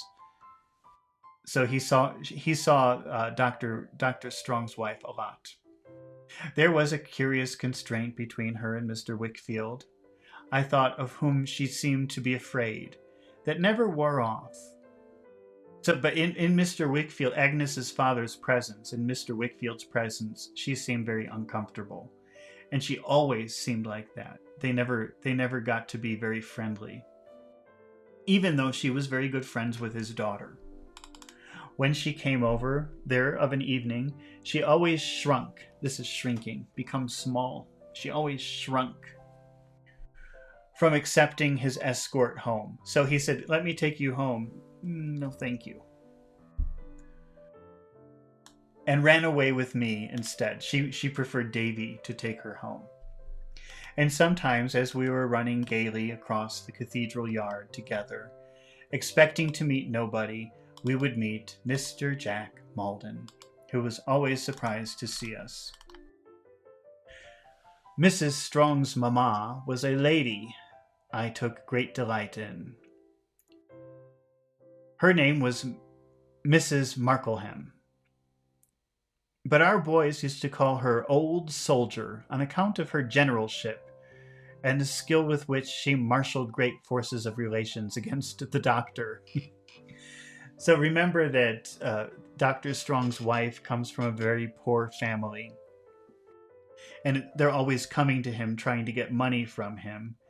And the students, Davy's schoolmates, call the mother, what is her name? I forgot. Mrs. Strong. I forget her name now. We'll see it again pretty soon. Mrs. Strong, Dr. Strong's wife. They call his mother-in-law the General because she marches armies of relatives to the house to ask for money. But Davy likes her. It says, Mrs. Strong's mamma was a lady I took a great delight in. Well, I don't know if he likes her, but he enjoys her. That's what that means. Let's see. She was a little sharp-eyed woman who used to wear, when she was dressed, one unchangeable cap, ornamented with some artificial flowers, and 2 artificial butterflies, supposed to be hovering above the flowers. There was a superstition among us that this cap had come from France, and could only originate in the workmanship of that ingenious nation, but all I certainly know about it was that it always made its appearance in the evening, wheresoever Mrs. Markleham made her appearance. So she wore a very special hat with flowers on it, and all of the schoolboys decided it must be a French hat. It's so unusual, it could only come from France. So they decided it was from France, but they don't know really where it's from. But she wore it all the time. Wherever she went, she wore that hat.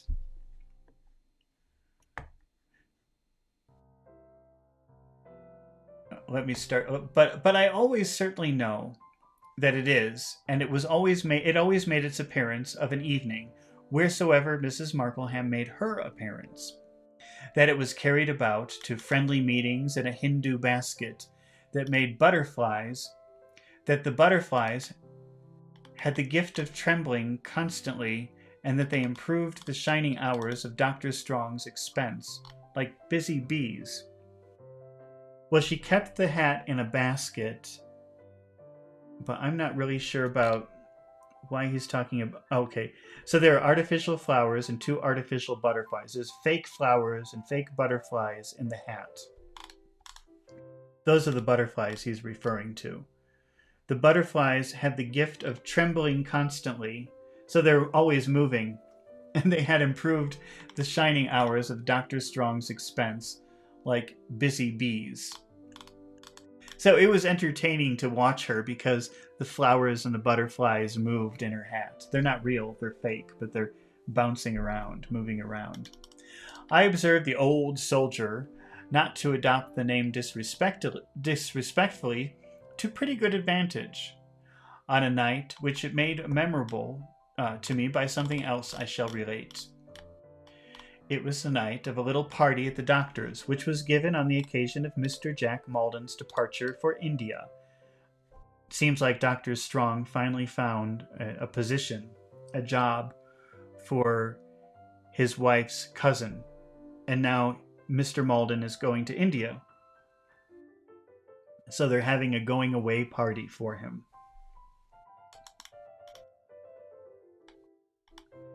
Whither he was going as a cadet, or something of that kind, Mr. Wickfield having at length arranged the business. It happened to be the doctor's birthday too, so it was also the doctor's birthday, which I think goes to show you what kind of person he is, because Instead of having a birthday party for himself, he's making a going away party for his wife's cousin. We had a holiday, had made presents to him in the morning, had made a speech to him through the head boy, and had cheered him until we were hoarse, and until he had shed tears. And now, in the evening, Mr. Wakefield, Nihad Ibramihov says hello. Hi, Nihad. How are you doing today? Mr. Wakefield, Agnes, and I went to have tea with him in his private capacity. Mr. Jack Maldon was here before us. Mr. Strong, dressed in white, with cherry-colored ribbons, was playing the piano when we went in, and he was leaning over her to turn the leaves. The red, clear wine in the white of her complexion was not so blooming and flower-like as usual, I thought, when she turned round, but she looked very pretty, wonderfully pretty. I have forgotten, Doctor, said Mrs. Strong's mamma, when we were seated, to pay you the compliments of the day, though they are, as you may suppose, very far from being mere compliments in my case. Allow me to wish you many happy returns. Okay, so she's saying, in all of the excitement, I forgot to say happy birthday to you. So please let me wish you a happy birthday. I thank you, ma'am, replied the doctor. Many, many, many happy returns, said the old soldier. Not only for your own sake, but for Annie's, and John Maldon's, and many other people's. It seems but yesterday to me, John, when you were a little creature, a head shorter than Master Copperfield, making baby love to Annie behind the gooseberry bushes in the back garden. My dear mamma, said Mrs. Strong, never mind that now. Oh, it seemed like, Jack Maldon has to go away. He wants a position. He wants a job in another country because something is wrong. And I was thinking earlier, is he doing something? Is there something strange between him and his cousin, Annie? Then I realized that they were cousins, and I thought, oh, no. But it sounds like maybe yes. Maybe they're having like a little affair, and so somehow they have to send him away. That's why he wants to leave the country. Because now the mother is saying, I remember when you two were little and you used to, fool around. And Annie is saying, Mom, don't say that. Annie, don't be absurd. Don't be stupid, returned her mother. If you're to blush here to hear of such things now, and you are old and a married woman, when are you not to blush and hear of them? Blushing is when you turn red because you're embarrassed. She's saying, oh, don't be embarrassed. Don't be stupid. Don't be embarrassed. You're a married woman now. We can talk about these things. It's okay. Yes, John, returned the soldier, virtually an old married woman, although not old by years, for when did you hear me say, or who has ever heard me say, that a girl of 20 years old was old by years? So her husband is like 62, and she's 20. Your cousin is the wife of the doctor, and as such, what I have described her. It is well for you, John, that your cousin is the wife of the doctor. You have found him an influential and kind friend who will be kinder yet, I venture to predict, if you deserve it. Oh, Nihad is asking, teacher, how improve my English very well. Well, I have a lot of practice videos, Nihad. You should take a look at some of the exercises I have hundreds and hundreds of videos practicing different vocabulary words and practicing different ways to make questions and give answers. And they're very helpful, actually. I think that you should take a look at them if you get a chance, or when you get a chance. All right, let's see. John, that your cousin is the wife of the doctor. You have found him an influential and kind friend who will be kinder yet, I venture to predict, if you deserve it. I have no false pride. I'd never hesitate to admit, frankly, that there are some members of our family who want a friend. You were one yourself before your cousin's influence raised up one for you. Oh, this is very complicated. But the mother is saying, well, there's nothing wrong with it. You're married to the doctor now. He's very successful. And you shouldn't be ashamed to take advantage of this relationship. And if he has connections and can help you find a job or help you with a little bit of money, what's the problem? We're family. That's what she's saying. Very frankly, I mean, I think maybe the doctor is a very nice man. So he is not embarrassed by this. But I think most people would be very kind of angry or embarrassed the way the mother is talking. The doctor, in the goodness of his heart, waved his hand as if to make light of it. He's saying, oh, and save Mr. Jack Maldon from any further reminder. But Mrs. Markleham changed her chair for one next to the doctor's, and putting her fan on his coat sleeve, said, no, really, my dear doctor, you must excuse me if I appear to dwell on this rather, because I feel very strongly. I call it quite my monomania. So it's the one thing that she's obsessed with. It is such a subject of mine. You're a blessing to us. You really are a boon, you know. So the doctor's saying, oh, stop it. Because she's saying how he helps their family. And she moves closer and she says, no, really. You really do help us. I really appreciate all that you do for us.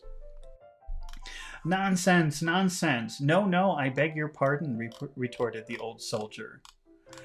With nobody present but our dear and confidential friend, Mr. Wickfield, I cannot consent to be put down. I shall begin to assert the privileges of the mother-in-law, if you go on like that, and scold you. So the doctor is saying, stop it, and she's saying, no, I won't stop it, and if you keep telling me to stop it, I'm going to take advantage of my position. I'm your mother-in-law. I'll tell you to stop it. That's what she's saying. I'm perfectly honest and outspoken. What I'm saying is what I said when you first overpowered me with surprise. You remember how surprised I was by proposing for Annie? Not that there was anything so much very out of the way in the mere fact of the proposal. It would be ridiculous to say that, because you having known her poor father, and having known her from a baby 6 months old, I hadn't thought of you in such a light at all, or indeed as a marrying man in any way. Simply that, you know, I returned the doctor, good-humored. Never mind. You know, this is probably very embarrassing for him, because she's just being honest, but she's also saying, I was very surprised when you proposed to my daughter. He's 62. She's 20. You've known her since she was a baby, and you've been a family friend, but I never thought of you as actually marrying my daughter. I never thought about that until you proposed. It's fine. She's fine with it, but it's weird. It's kind of an embarrassing situation. She's just very honest, though. But I do mind, said the old soldier, laying her fan upon his lips. I mind very much. I recall these things, that I may be contradicted if I'm wrong. Well, then I spoke to Annie, and I told her that what happened. I said, my dear, here's Dr. Strong has positively been and made you the subject of a handsome declaration and offer. Did I press it in the least? No, I said. Now, Annie, tell me the truth this moment. Is your heart free? Mamma, she said, crying, I'm extremely young, which is perfectly true. And I hardly know if I have the heart at all, then, my dear, I said. You may rely upon it. It's free. At all events, my love, said I, Dr. Strong, is an agitated state of mind and must be answered. So the doctor went to the mother, he's 60, the daughter's 20, and asked the mother, can I marry your daughter? And the way the mother says to her daughter, so the mother goes to the daughter and says, is your heart free? Meaning, are you in love with anyone? Not do you love Dr. Strong, or are you interested in Dr. Strong, but are you in love with someone, or are you thinking about someone? And she says no. And she says, well, what about Dr. Strong? And she says, I'm only 20. He cannot be kept in his presence. And the mother says, you have to answer because he's waiting and he's nervous. You have to say yes or no. So give me an answer. Mamma, said Annie, still crying, would he be unhappy without me? If he would, I honor and respect him so much that I think I will have him. So the daughter says, well, if it would make him sad to say no, then I will definitely marry him because I know him and I don't want to make him sad. So it was settled. So they made the agreement. Dr. Strong will not only be your husband, but he will represent your late father. He will represent the head of the family. He will represent the wisdom and station, and I may say the means of our family, and be in short a boon to it. I used the word at the time, and have used it again today. If I have any merit, it is consistency. So the mother says, okay, he will be your husband. He will also be the head of the family, and he will take care of all of us. Mamma, I hope you have finished. No, my dear Annie, returned the old soldier, I have not quite finished. Since you ask me, my love, I reply, I have not. I complain that you really are a little unnatural towards your own family. And as it is of no use complaining to you, I mean to complain to your husband. Now, my dear doctor, do look at that silly wife of yours. Silly now means ridiculous, but at that time, it really just kind of meant stupid. So she's calling her stupid. She's saying, look at that stupid wife of yours. As the doctor turned his kind face with a smile of simplicity and gentleness towards her, she dropped her head more. She's really embarrassed. Her mother is really embarrassing her with this. Towards her, she dropped her head more, and I noticed that Mr. Wickfield looked at her steadily. When I happened to say to that naughty thing the other day, pursued her mother, shaking her head, and her fan added playfully, that there was a family circumstance she might mention to you, indeed, I think was bound to mention to you.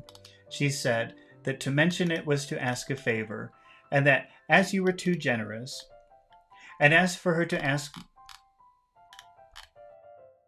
was always to have, she wouldn't. Wait, let me read that again.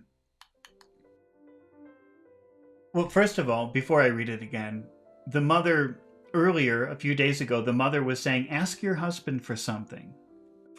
I don't know what it was, to help a relative. Maybe it was for money. Maybe it was for the cousin, Jack Malden. And the daughter said, no, I don't want to. I don't want to ask him for favors. That's what's happening here. She said that to mention it, to mention the problem of her cousin, let's say I think it's probably Jack Malden. To mention the problem of the cousin is like asking for a favor. Like if she says, my cousin has a problem, obviously the doctor will say, well, how can I help? So to mention her cousin's problem was to ask for a favor. And that, as you were too generous, because he's too generous. And as for her to ask was always to have, she wouldn't. Because she knew that to mention her cousin's problem to her husband was really like asking her husband to do something, because she knew if she mentioned it, her husband would definitely solve the problem or fix the problem. She didn't want to mention it because she doesn't want to get him involved or make him pay money or do something. She doesn't want to take advantage of him, is really what it means. Annie, my dear, said the doctor, that was wrong. It robbed me of the pleasure. So now the doctor is saying, oh, you shouldn't do that. You should, if you want something, tell me. If you don't do that, it takes the pleasure away from me. I get pleasure from doing things for you. Almost the very words I said to her, exclaimed her mother. Now really, another time, when I know what she would tell you, but for this reason I won't. I have a great mind, my dear doctor, to tell you myself. So the mother is pressuring Annie to tell her husband.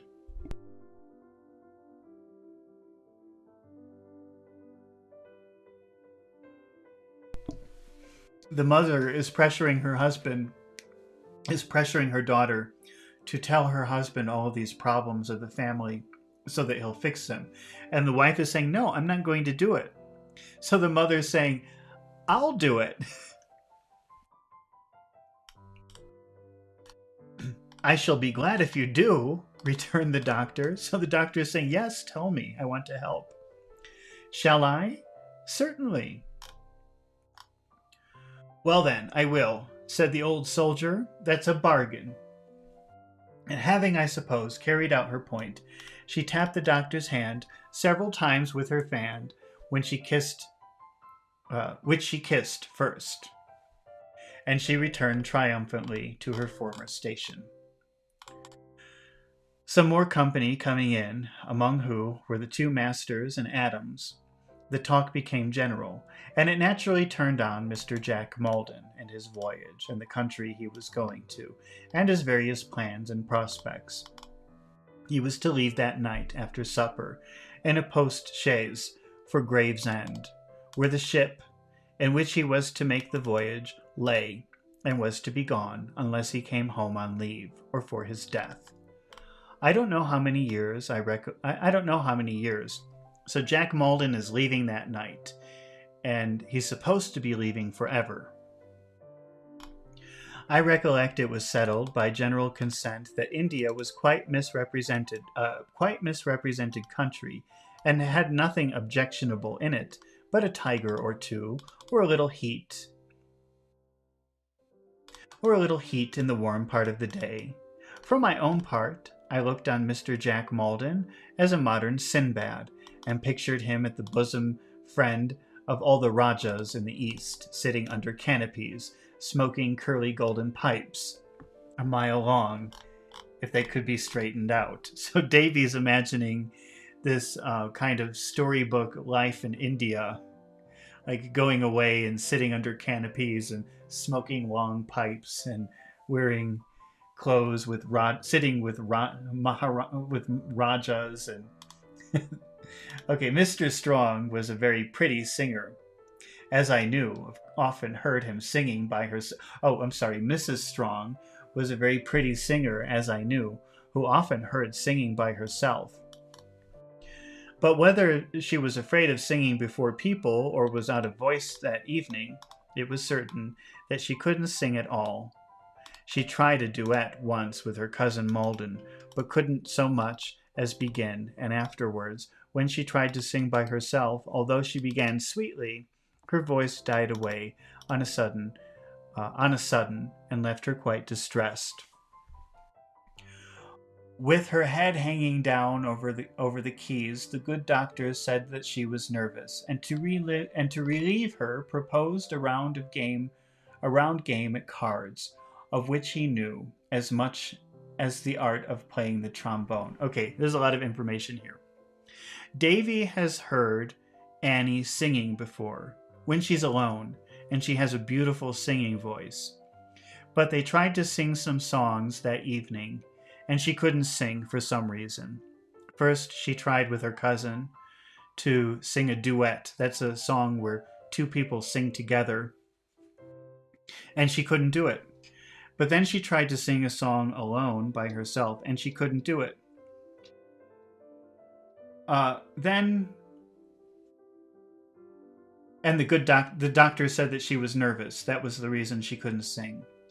And they decided, okay, let's all play cards. So they brought out some cards. But that was a bad idea, because actually the doctor doesn't know how to play cards. But I remarked that the old soldier took him into custody directly for her partner, and instructed him, as the first preliminary of initiation, to get her all the silver he had in his pocket.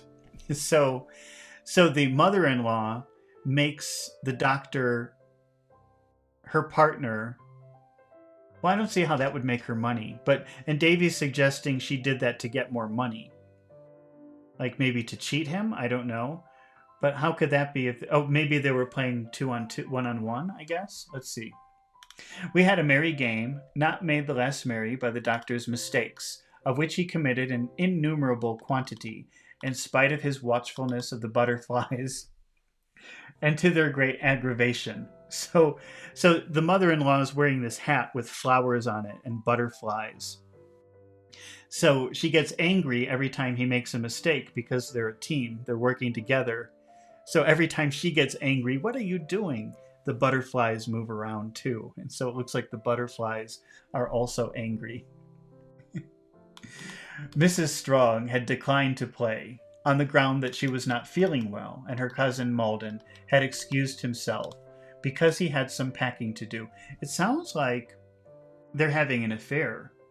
And the reason she can't sing is she's sad that her lover is going away forever. I don't know.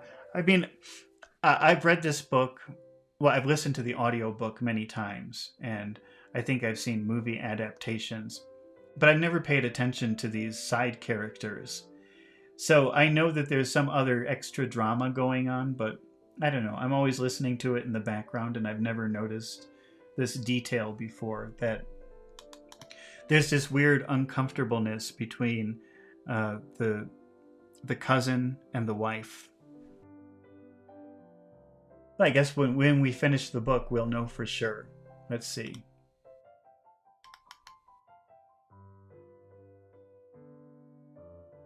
So Malden excused himself because he had some packing to do. And when he had done it,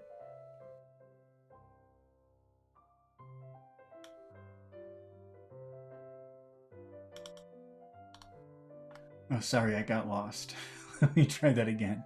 When he had done it, however, he returned, and they sat together, talking on the sofa. From time to time,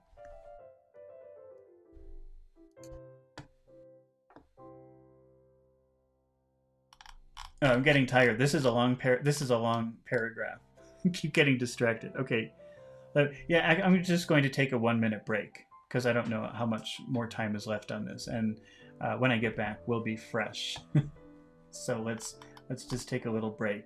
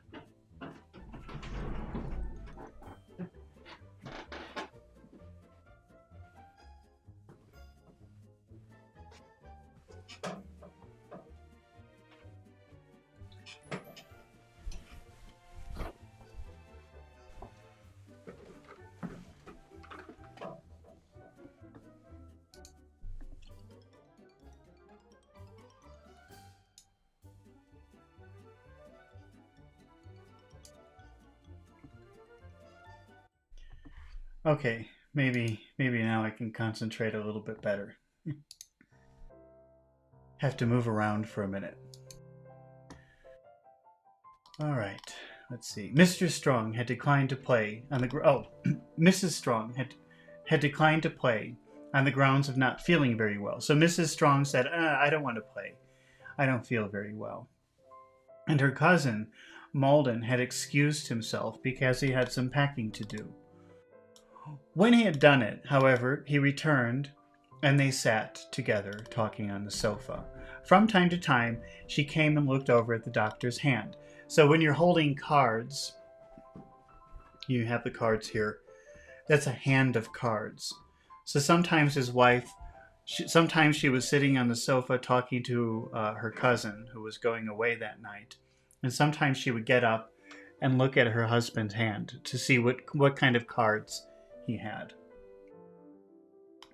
And told him what to play. So she would say, she would look at the cards and say, "Oh, do that, do that." She was very pale and bent over him, and I thought her finger trembled as she pointed out the cards. So she was doing it, but her finger was shaking. And she was pale. That means her skin was very white, like she looked sick.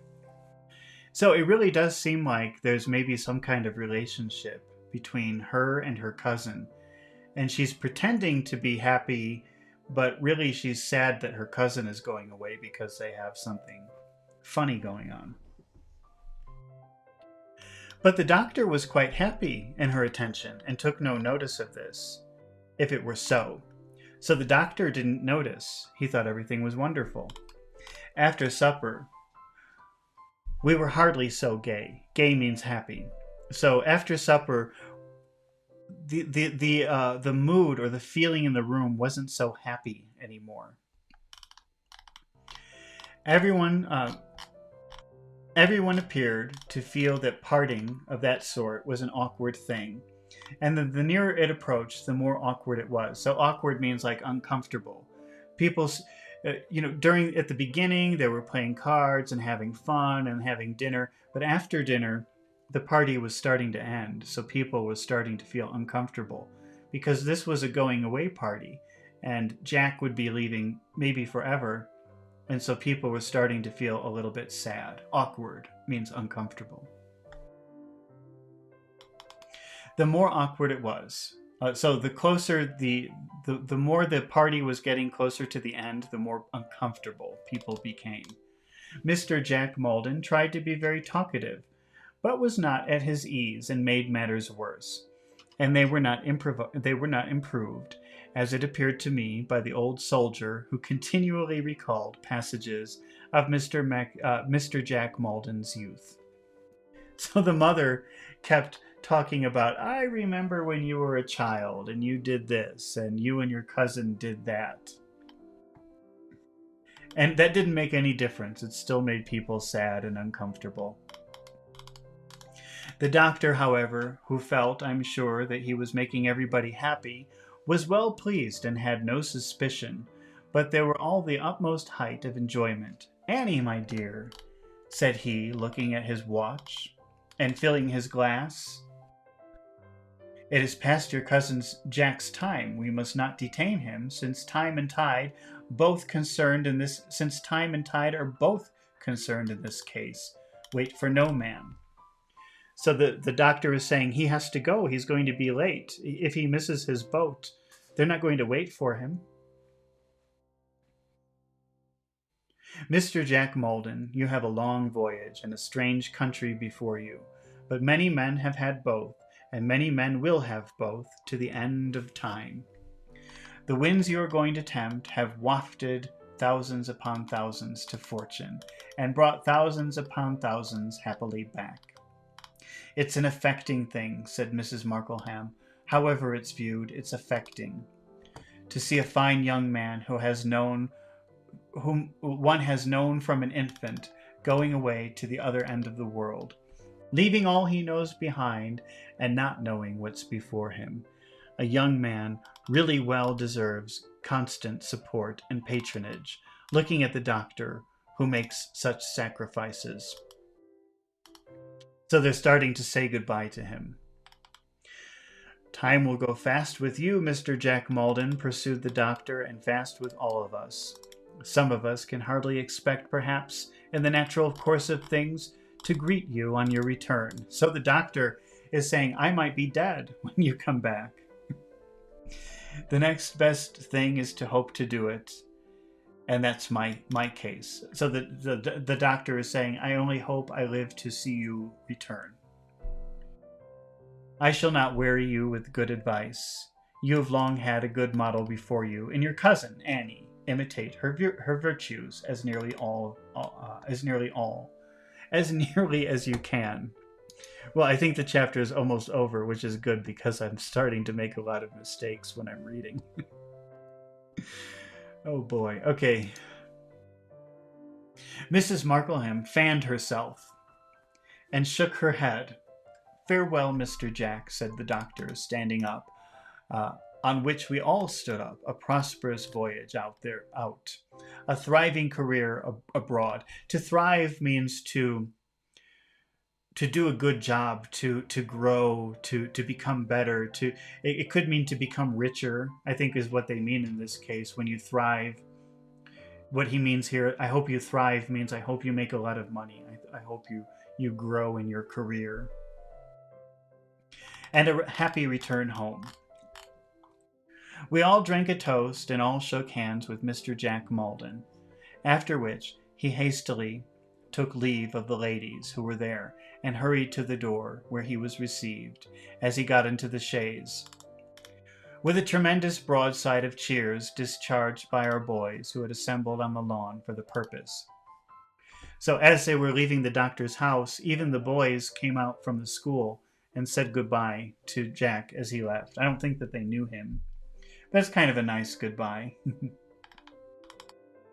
Running in among them to swell the ranks, I was very near the chaise when it rolled away, and I had a lively impression made upon me in the midst of the noise and dust of having seen Mr. Jack Maldon rattle past the agitated faces, with an agitated face, and something cherry-colored in his hand.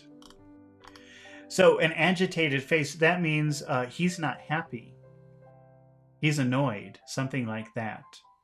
And he has something red in his hand, something cherry-colored, something the color of a cherry. After another broadside for the doctor and another for the doctor's wife, the boys dispersed. And I went back into the house, where I found the guests all standing in a group about the doctor, discussing. So that everyone, the doctor is in the middle and all the people are about him. That's another way of saying around him.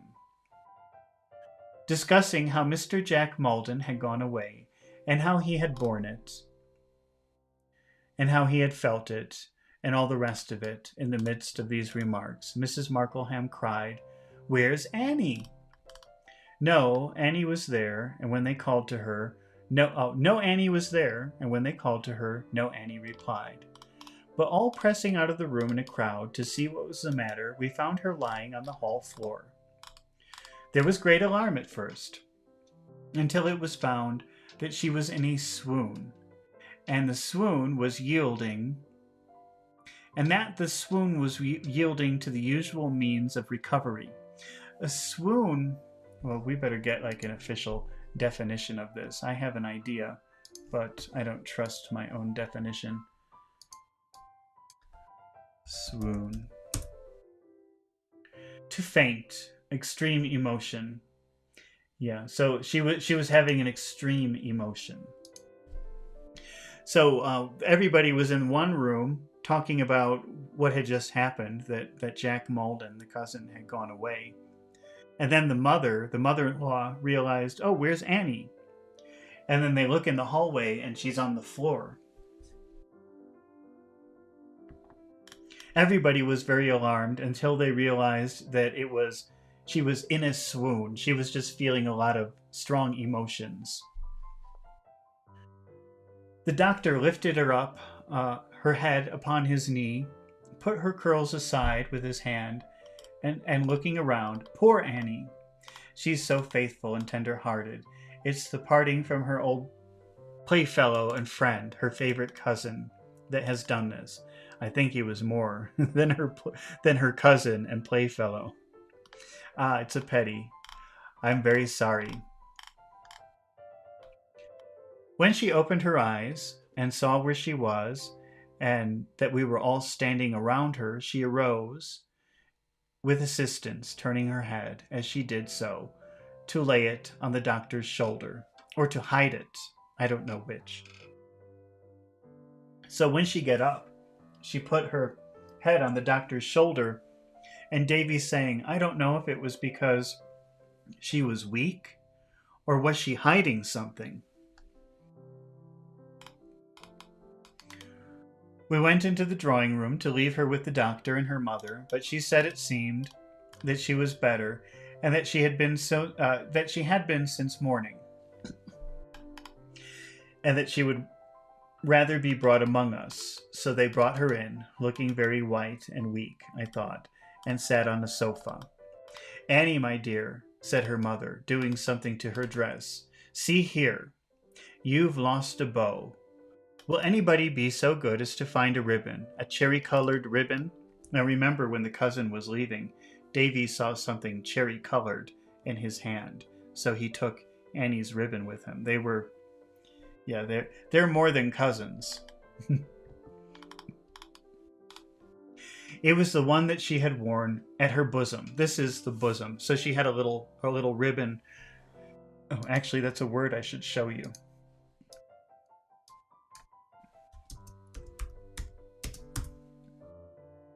A bow, in case you don't know what a bow is this. So she was wearing a dress, and probably right around here was a bow, a red bow, a cherry-colored bow.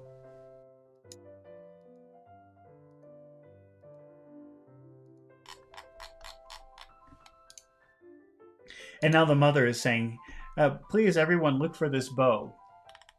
Do you recollect where you last had it, Annie? Said her mother. I wonder how I could have thought that she looked white or anything but burning red. But when she answered that she had it safe a little while ago, she thought, but it was not worth looking for. So she's saying, no, don't look for it. I mean, I thought I had it, but I don't know where it is, but don't worry, don't look for it. It's with her cousin who left as a memento. That's when you take something to remember somebody else or something that happens, you call that a memento. So her cousin took the bow as a memento of her. Nevertheless, it was looked for again. People still kept looking for it, and still not found. She entreated that there might be no more searching. Please stop searching. But it was quite still sought for. People still kept looking. In a desultory way. Well, what does that mean? Desultory. Desultory. Desultory. Is that how I said it? Desultory? Yeah, desultory. Okay. Lacking a plan or purpose or enthusiasm. So people kept looking, and where is it? I don't know. They didn't really care that much, but they still kept looking. Desultory. Don't use that. Nobody will know what that means if you say that now. I don't think so anyway. We walked very slowly home, Mr. Wickfield, Agnes, and I. Agnes and I admiring the moonlight, Mr. Wickfield scarcely raising his eyebrows from the ground. When we at last reached our own door, Agnes discovered that she had left her little reticule behind. What's a reticule? Let's see. Reticule.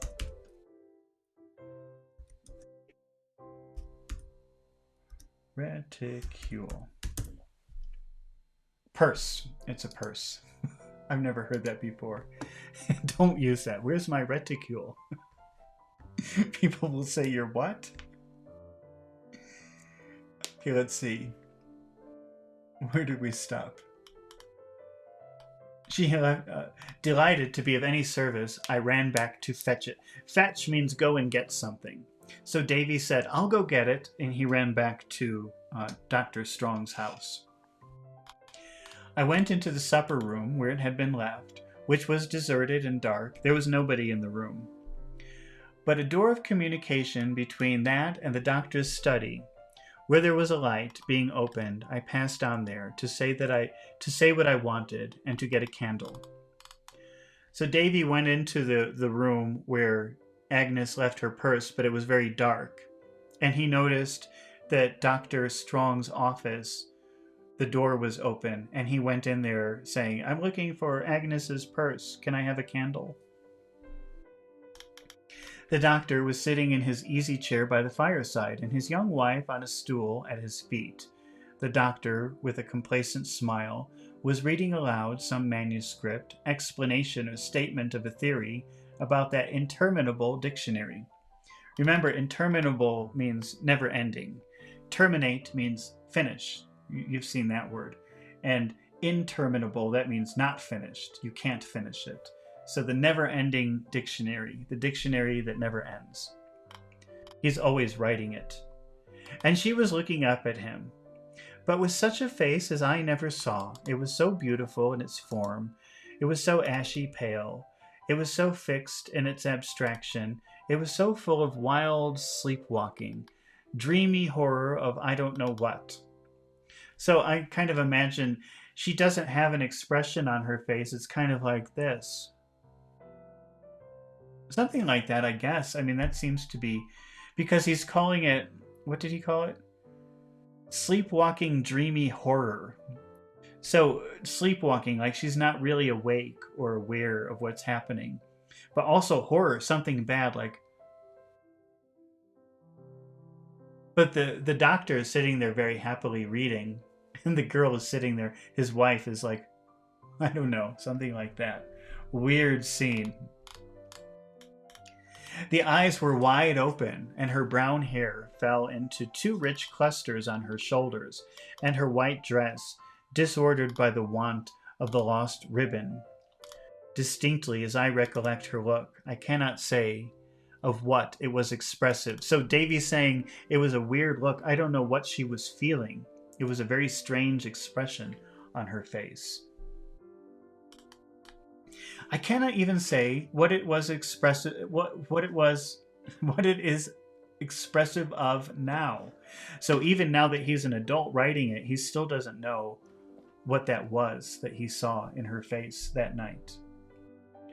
Rising again before my older judgment. Penitence, humiliation. Penitence is when you feel bad for something, and you want to be punished for something. You're punishing yourself for something. You did something wrong, and now you're punishing yourself. Humiliation, shame, pride, love, and trustfulness. I see them all, and in them all, I see that horror of I don't know what. So he saw all of that expression on her face, like she had done something wrong, and she was very sorry for it, and she was punishing herself for it.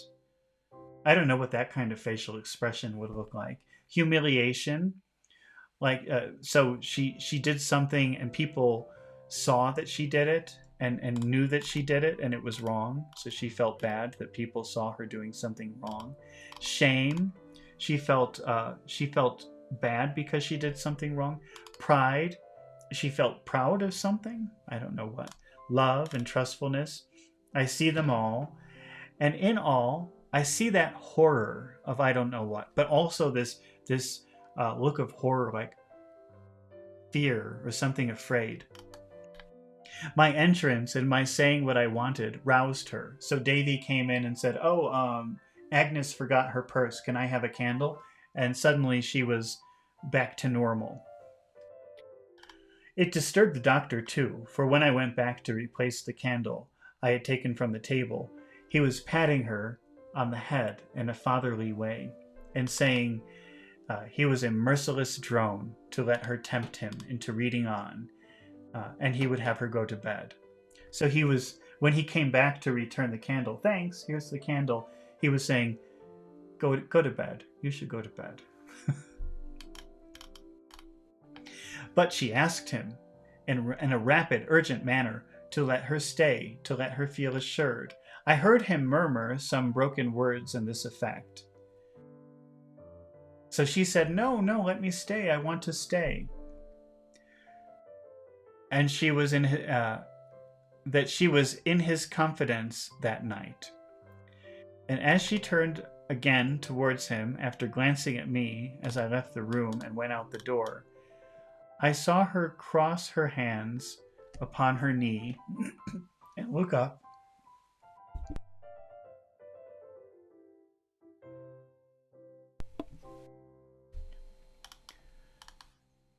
And look up. And look up at him with the same face. Something quieted as he resumed his reading. It made a great impression on me, and I remembered it a long time afterwards. I shall have the occasion to narrate when the time comes. So later on, Davy is going to tell us more about this night, I guess. Okay, well, that's the end of chapter 16 of David Copperfield by Charles Dickens. So next time we will move on to chapter 17, which is Somebody Turns Up. And turn up is a phrasal verb, which means somebody appears. Somebody maybe forgotten appears. So that should be interesting. Who suddenly appears? Who is it? Don't know. We'll find out in chapter 17. Well, thank you everybody who watched until the end, and I hope you watch again when we do chapter 17.